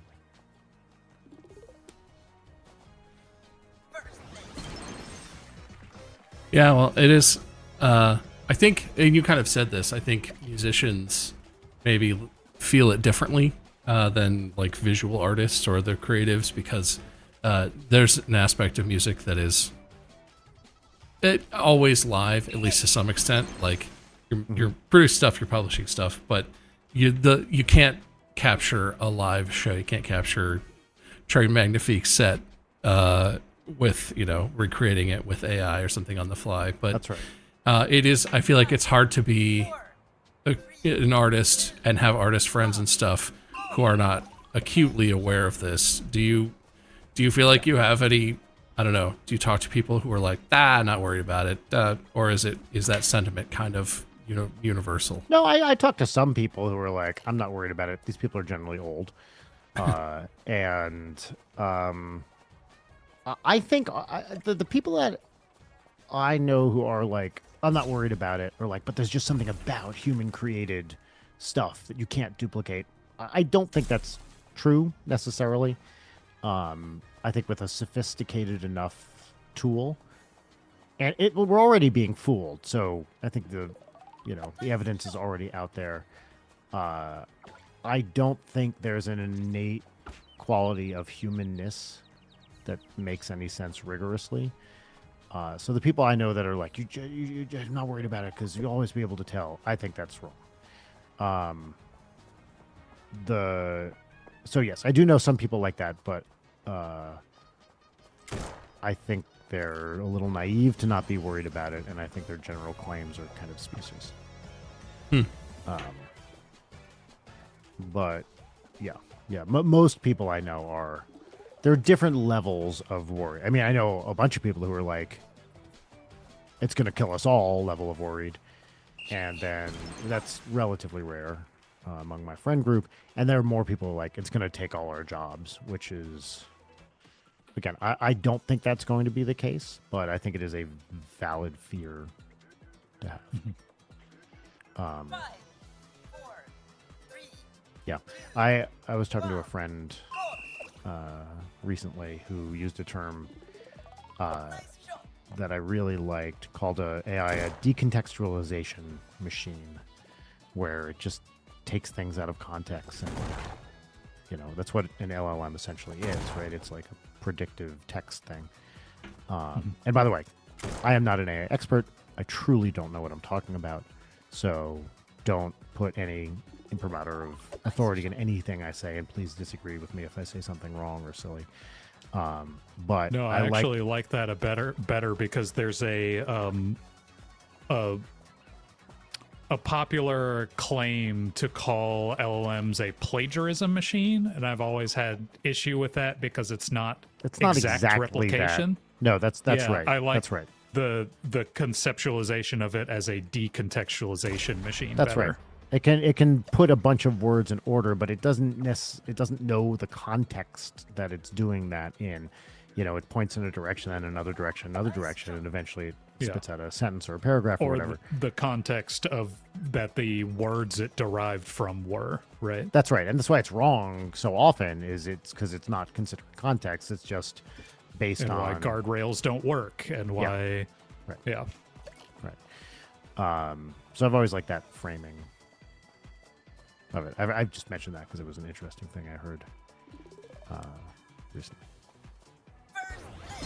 But what about you guys? I mean, among your peer group, like, what's the reaction in general? Like, are people very concerned, mildly concerned, all over the map? Well, so I think our, at least official position is that we think that AI could be a really helpful tool for our daily lives, but the concerns that we've sort of enumerated are getting in the way. And so our hope is to come out with alternative methods and do research into that to come up with AI that don't have a lot of the ethical concerns that are sort of plaguing them right now.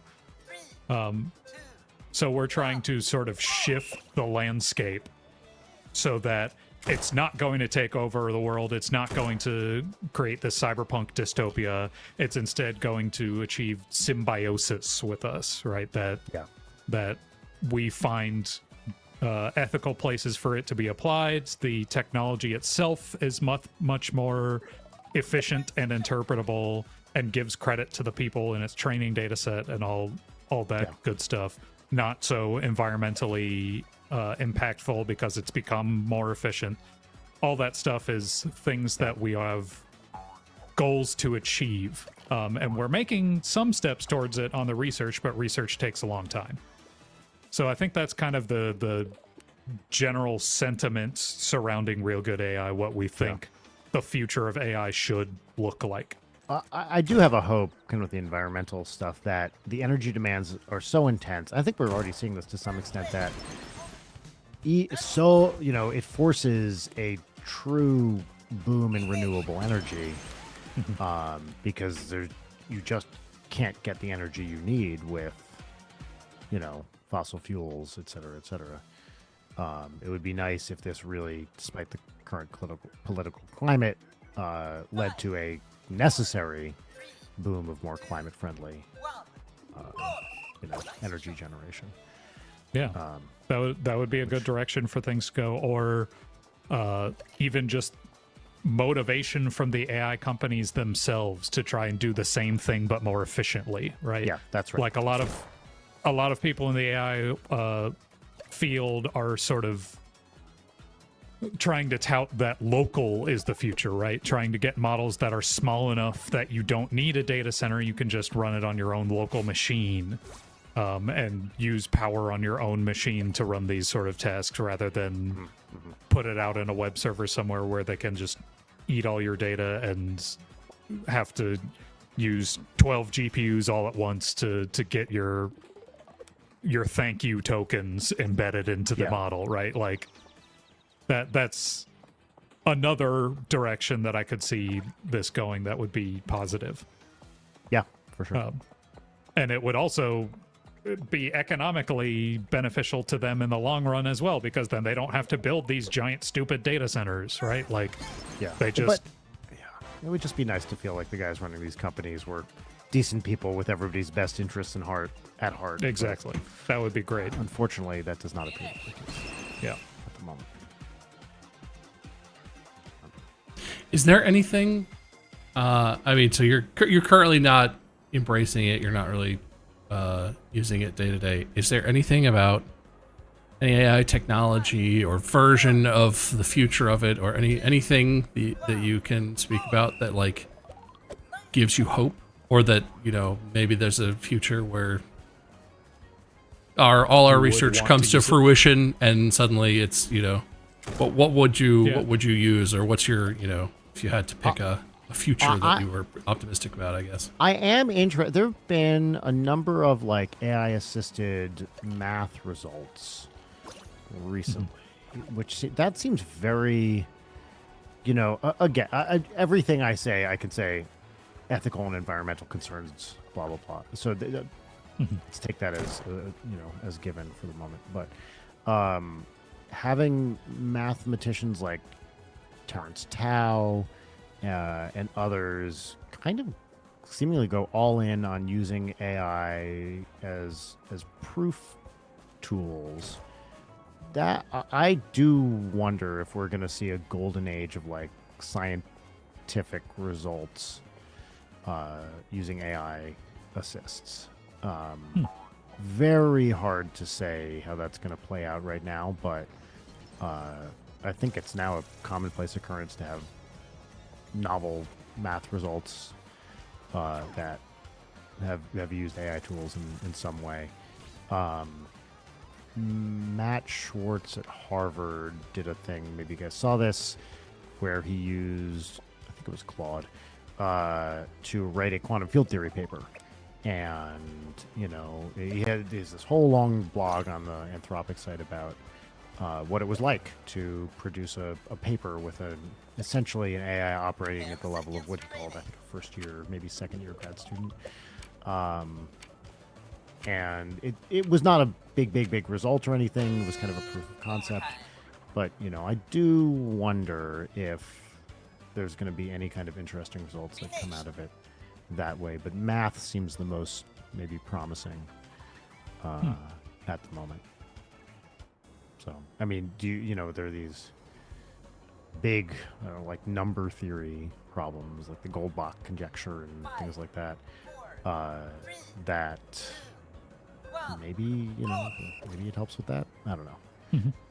But there have been, I think, a few like math AI startups that have been founded recently.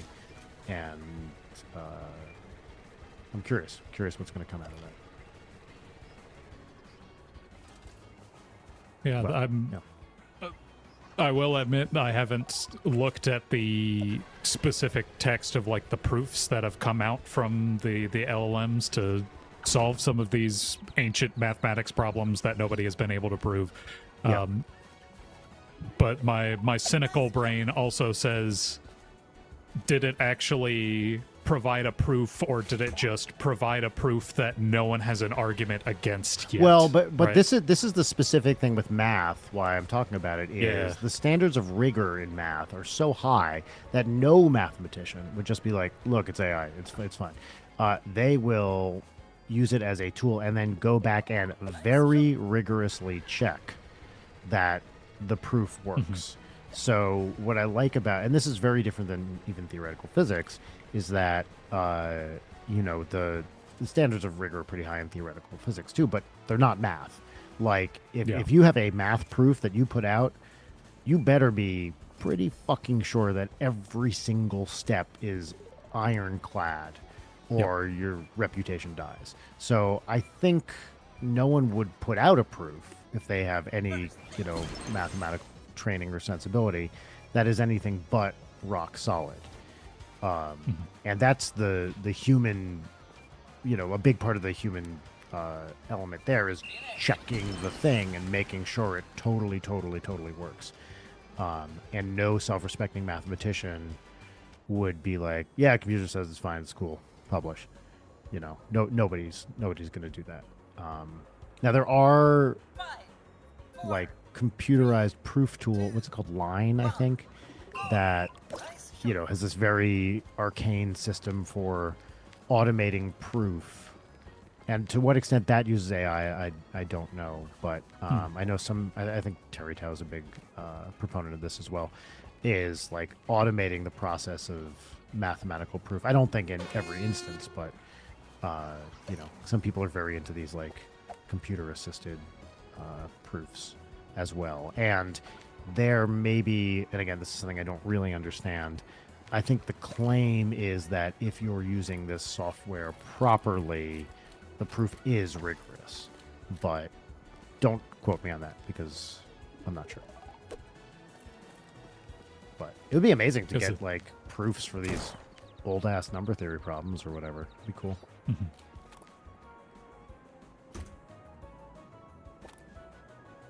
Yeah, the thing that just as an outsider from the mathematics field, a proof is still an argument, right? Right. And it's a question of, is the argument ironclad for now, or is it ironclad forever? That's right. So in math, know. it should be ironclad for. I mean, if it's not supposed to be, but right, it might not be. It might be well, that if it's not, there's an someone error in thinks the of it proof. later. Yes. No, right. So the problem would not be that someone finds like a better claim or whatever. The problem would be Right, that that's not what I'm saying. I'm saying an error that in the proof. there are logical fallacies in the proof that the AI gave that a human wouldn't make that we have not been able to find yet, or something like that. But of course, that's just tinfoil hatting, looking for a way for it to fail. Right? Yeah, that doesn't.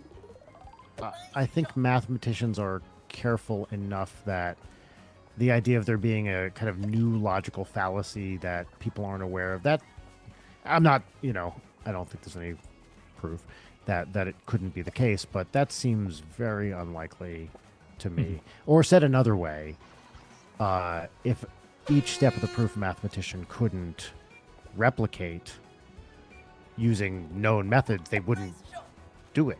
Then it's not a proof by modern mathematical standards. It's just like a different thing. So they need to be able the same.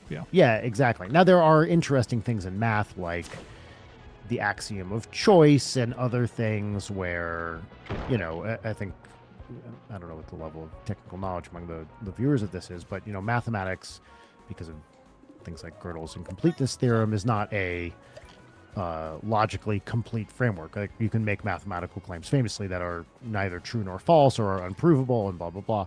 Like, you can always say things that you can't necessarily prove to be true or false. That is a fact about any logical framework. But no one's gonna. I don't think falling prey to that would be. I don't think mathematicians are gonna fall prey to that specific thing. Yeah. So I agree. It is kind of a tinfoil hat thing to be like, well, maybe there's a secret logical fallacy that they aren't aware of. I don't think they would let it get to the proof stage if there was, if they couldn't say it. But that said, people can always make mistakes. There's certain plenty of examples of proofs out there that are, these very complicated proofs that have been found to have errors in them, and then people go back and they fix them or don't, and this does happen and doesn't happen too infrequently. And I think the hope of mathematicians with AI would be better at maybe catching those logical fallacies than a human would. I think that's probably well, but that's people, that's where my experience with AI comes in, right? Is that the reason why I think this might be possible is because there are, for pretty much every problem I've worked with AI, there are basic fundamental properties of the problem that the AI just simply never understands. Yeah. Right. Right. Like if you tell it to cook something, at some point it might tell you to like add an 1/8 cup of glue to your cheese crust Right. to give it more Right. tackiness or something, like Yeah. stuff like that, where it tries to pull things from outside sources that don't really make sense, or make conjectures that don't logically follow. That's the sort of thing that I have an intuition feel that sort of stuff might happen That's when you try to interesting, use AI for mathematical proofs, but I have no proof. It's just a tinfoil hat gut feeling.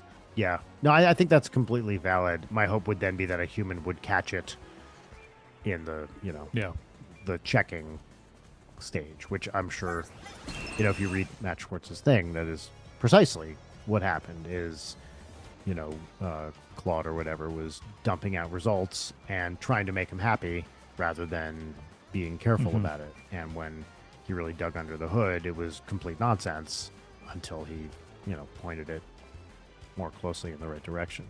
So I think that's from what I understand, a completely real and valid concern.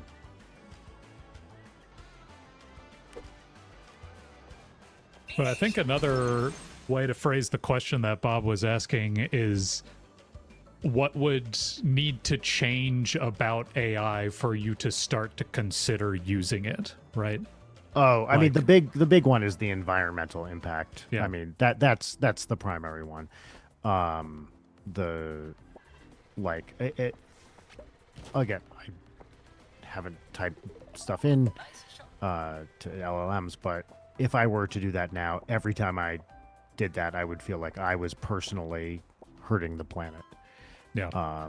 And so that would be the super big one, is we need to figure out a way to not just mitigate, but look, I drive a car, I eat meat, I do things that are not carbon neutral all the time. So I'm not saying I would need evidence that it was 100% carbon neutral, but it would need to feel substantially less destructive for me to feel like it was a reasonable ethical choice. I think I'd be a hypocrite if I was like, it has to be, whatever, only good for the planet, because I don't live the rest of my life according to those principles. But it would need to be at least at the level of the other stuff, that's a part of daily life. But admittedly, this is where my own knowledge is very, very limited. Like, feels bad. I see a lot of, evidence that it's pretty bad right now. How bad specifically? I don't know. Yeah. Well, Yeah, part well, of that that's is part of simply because the narrative has been concealed by the companies that are That's 100% right. advertising it, right? So it's very hard to know. yeah. But that's really the big one. Let's see, what else would need to change? I don't know, for the stuff I would use it for. I mean, that's the biggest one I could think of. Obviously, I'd want to try to figure out how to not take jobs away from people, especially creatives. Do you think this is maybe too pointed of a hypothetical, but do you think in a future where, assume everyone's happy with it, some serious things have changed about AI and it's it's acceptable to use it, if a company reached out to you, was like, hey, we're trying to license data for this thing where we're generating music, whatever, generate some output, we want to pay you to license whatever hypothetical thing you have rights to. You have some tracks, beats, you have instrument sounds, whatever. Would if it could be attributed and it could be, you get paid a licensing fee, much like how a lot of this stuff actually does work in sort of the current industry, do you feel like that's comparable to licensing your tracks out or some sound you made currently? No, or is that different somehow still? To me, it feels fundamentally different, because it feels like I would be training a thing that will then be used to take work away from somebody else. And you can, I think you can probably make that argument for some of the other tools, like Splice or whatever, as well. You know, you get a drum loop, or you're taking work away from a drummer. Yes, but this feels to me, that feels More like substantial. sampling, but the generative thing feels much, much more substantial. So I cannot think of a situation in which I would agree to let my stuff be used for generative AI. Yeah. I guess inversely, sort of our vision of that too is if we can illuminate the black box, to use our own slogan, if we can find a way to take something and you know, be able to say, well, this generated artwork is using this picture, this image, this painting, whatever, to this extent, and then artists would have that as sort of a tool to go after these companies and say, well, look, even if you claim you're not stealing my art, clearly this thing is based off of my art. Pay me, right? And which is not the same as agreeing to be in the system. That's clearly a situation where there's no consent ahead of time. But we do feel like that's potentially an important tool, important implementation of sort of our vision of how these AI tools should work. Yeah, I think people absolutely should be able to seek restitution for work of theirs that was used. I think in practice, unless it's a blatant ripoff, that's functionally hard to do, especially if it's just something that was fed into a model and it's one of millions or billions or whatever pieces of work. Like, how... I mean, given what I understand, which isn't much, it's not like the, let's say, LLM is using a particular reference for coming up with its things. Half the time, it's this giant aggregate of all the stuff that was fed into it using some kind of predictive model. How in practice you say, my thing was used for this, unless it's a citation or a specific visual or sonic reference to a specific thing, that seems essentially impractical to me. Maybe it's not, but just like it's hard, I mean, think of the, copyright suits right now for music. Very, very hard to prove. In general, like the burden of proof is very high that someone's copyrighted drum track and this stuff is very interesting and complicated, like what constitutes a song, lyrics, melody, chord changes, beat, whatever.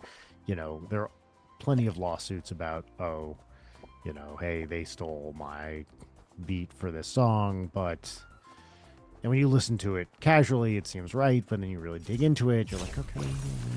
I think given like how complicated that is, and AI isn't even involved in that, once you start talking about these, generative models and everything that gets fed into it, that seems like a very, very hard thing to do. Well, to sort of peel back the curtain on some of the research we're doing, we actually have someone who's working on that specific project of trying to do data attribution with existing models. Effectively, what they're doing is training a surrogate model that achieves the same prediction as the LLM or the neural network of whatever sort.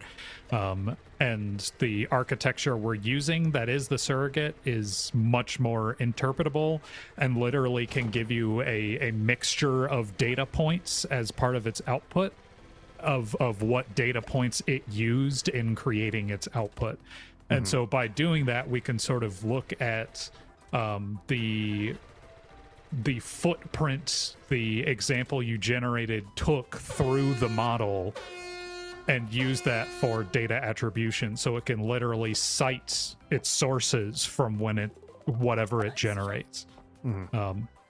That's sort of what Bob was alluding to in saying that it's part of our mission. It's something that's like actively a topic of research for us. And so our hope is that surrogate is enough evidence to show that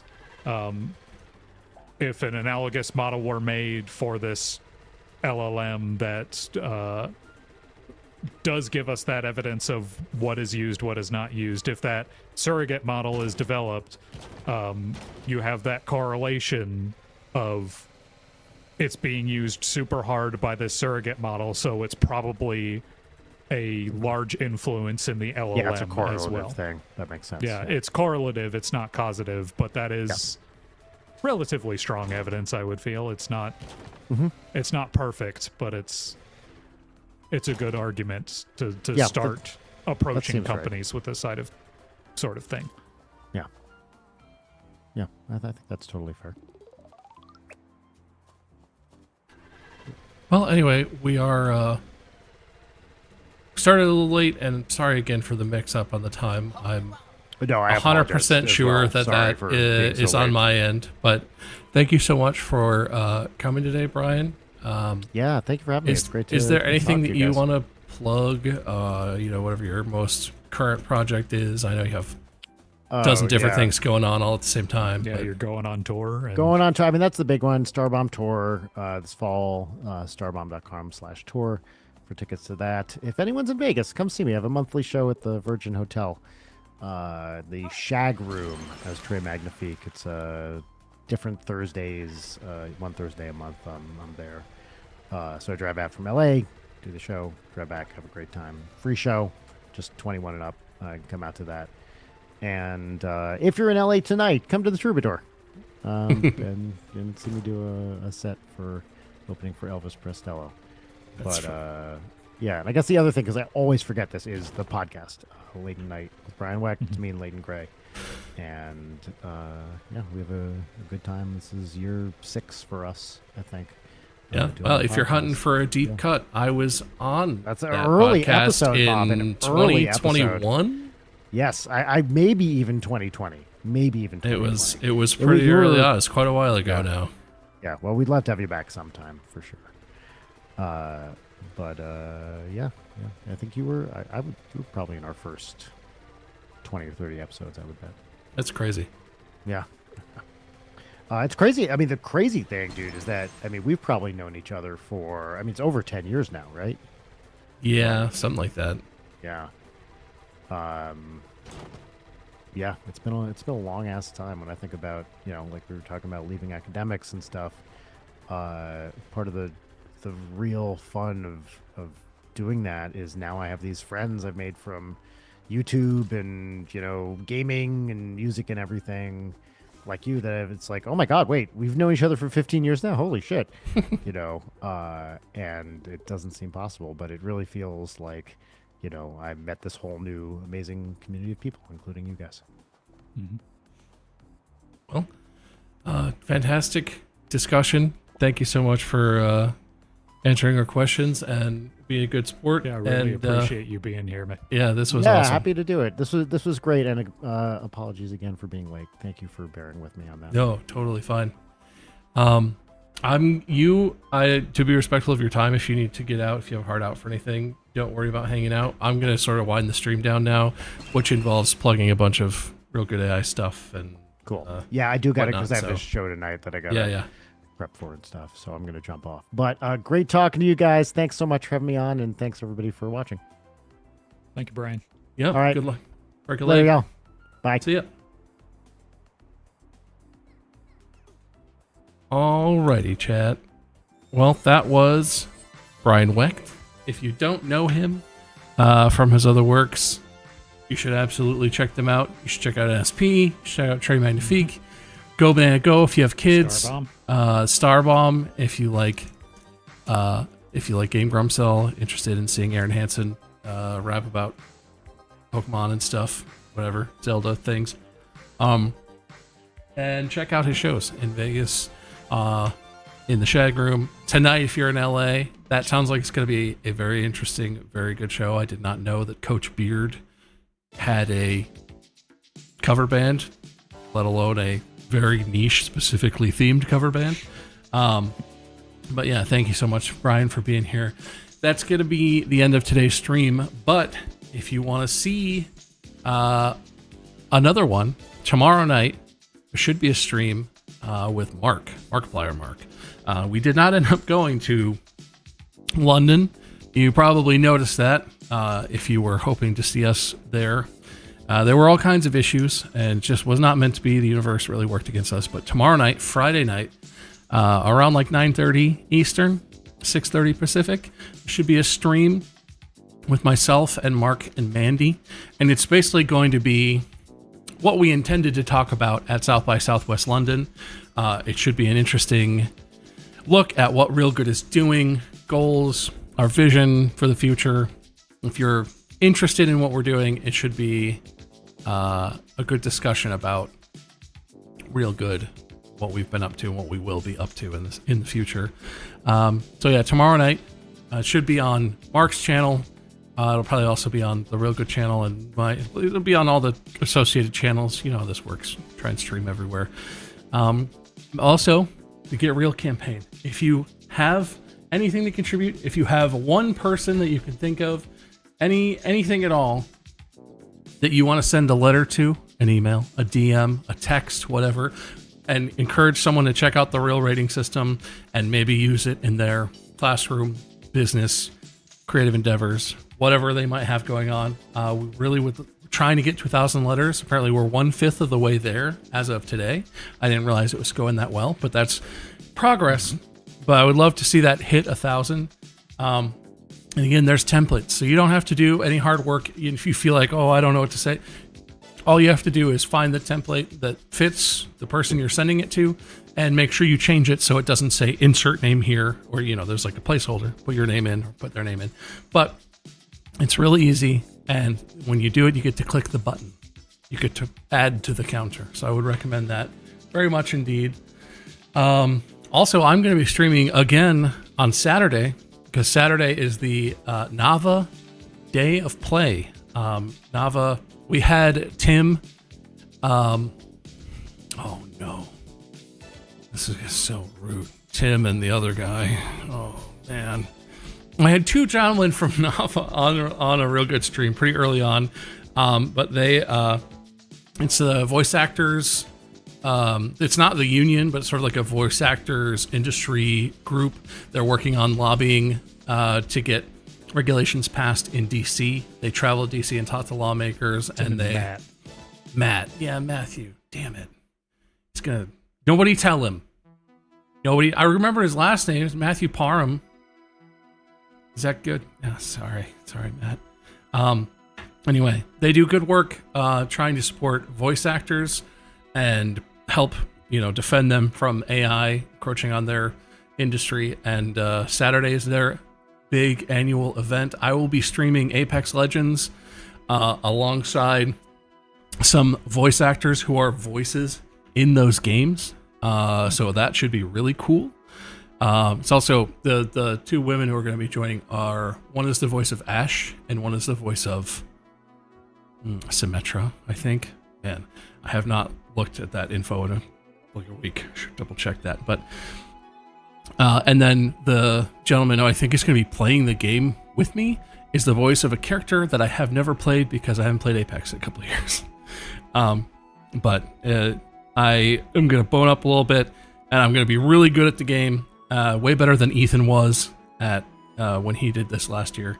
If you haven't seen those clips, it's very funny because he's playing Metal Gear Solid, but he's clearly never played the game before, and the voice actors who are in the game are just like, Snake. Oh, dude, it's a stealth game, right? Oh no, and he is just like stalling around. Anyway, sorry, Ethan, but Saturday, that stream will be cool. The event will be going all day. My thing is going to be sort of in the middle of the afternoon. I think it's like 2:15 to 4:15. I don't know. It's in the middle of the afternoon. But the whole event is worth watching. It'd be really cool. You get to see voice actors from some of your favorite games. Watching streamers massacre those games live on stream, and then talking about voice acting as a job, as an industry. Cool things they've gotten to do, issues they're facing, all this sort of stuff. Also, next Thursday, we're going to be playing Real Jeopardy. I have to be honest, I only know what that is in theory. Did you put that together, Eric? Is that the I thing? did make that, yes. Okay, what is that? It is a Jeopardy game with categories about the real rating. Pretty much literally everything I could squeeze out of my brain about the real rating is in that thing. There are even a few joke categories that are just like about AI loosely, and yeah, you should come see it to know what I'm talking about. Should be fun. Quiz shows are always fun, especially live on stream, because somebody, and definitely probably me, is going to be made to look quite silly. Almost definitely. Yeah, my recommendation is make sure you know what the real rating stands for, because that is a question. The L definitely stands for Remember something. what that L stands for. It stands for something, and I remember what it is, and I just need a second. Anyway, if you're watching on my Twitch channel, I'm going to raid over to the Real Good channel. Make sure you follow Real Good AI on TikTok, Instagram, YouTube, and on Twitch. If you follow us, you will get to see Mandy's lovely face talking about what's going on in AI, what we're doing, things that are happening. She posted a video yesterday with her announcing this stream. She loves Ninja Brian and the Wecht family, so she was very hyped about it. So yeah, check out all the socials, but especially And follow we should Twitch. have the Roll for Real series going on the socials as well. It's up Yeah, there. I'm really interested to see that, because like I know a bit about that, but I have no idea what the production looks like. All I know is I gave you a tripod, and you have been working really hard on it. So I'm excited Which to I see like the accidentally final snapped products. and bought a new part for. It's fine. Breaking my shit. Yeah. No, wait, Moving did happens. the phone thing break, or was it part Yeah, of the phone mount snaps. Oh, that's at fine. some point. It's fine. And I just bought a replacement. They're not. Yeah, that's fine. Hopefully a better one, because the old one didn't even fit my phone. Because it was Oh, really? like old iPhone size, and I have a Pro Max. That was a really, really old. Anyway, that's fine. anyway. That'll be a very cool series. So make sure you follow the socials. I think that's gonna be the end of the stream. I think I covered everything that Manny put in this very useful little note that I am using this time and not forgetting about, or for some reason thinking I did it when I didn't. We are going to be rating Cadet Liberty today. I'm going to, if Twitch works, here we go. I'm going to start a raid from the Real Good channel over to Cadet Liberty, because the Real Good Regiment is live playing Helldivers 2, and I don't think they have a guest today. Oh no, with Death Captain Tasha and Keith Land. Okay, so yeah, they're just hanging out. Real Good Regiment is a group of volunteers that are helping behind the scenes with projects for Real Good, who are so invested that they started doing this as a way to sort of raise money and support Real Good AI, but then they have also started having guests on the stream, much the same way we do on our streams on the Real Good channel. They had Eric on as a guest. We talked to him about his life and times of Eric Bell. But so we're gonna raid over to Cadet Liberty. Thank you so much, everyone, for hanging out. Thank you again to Brian for the time. Sorry that the wires got crossed. I am confident that it probably is my fault, because it usually is, but he showed up, consummate professional, and toughed it out. And I think that was an awesome discussion. But we're out here, chat. Come back tomorrow night, 6:30 Pacific, 9:30 Eastern, or thereabouts. Might be a little later for more streaming. But till then, bye. Bye.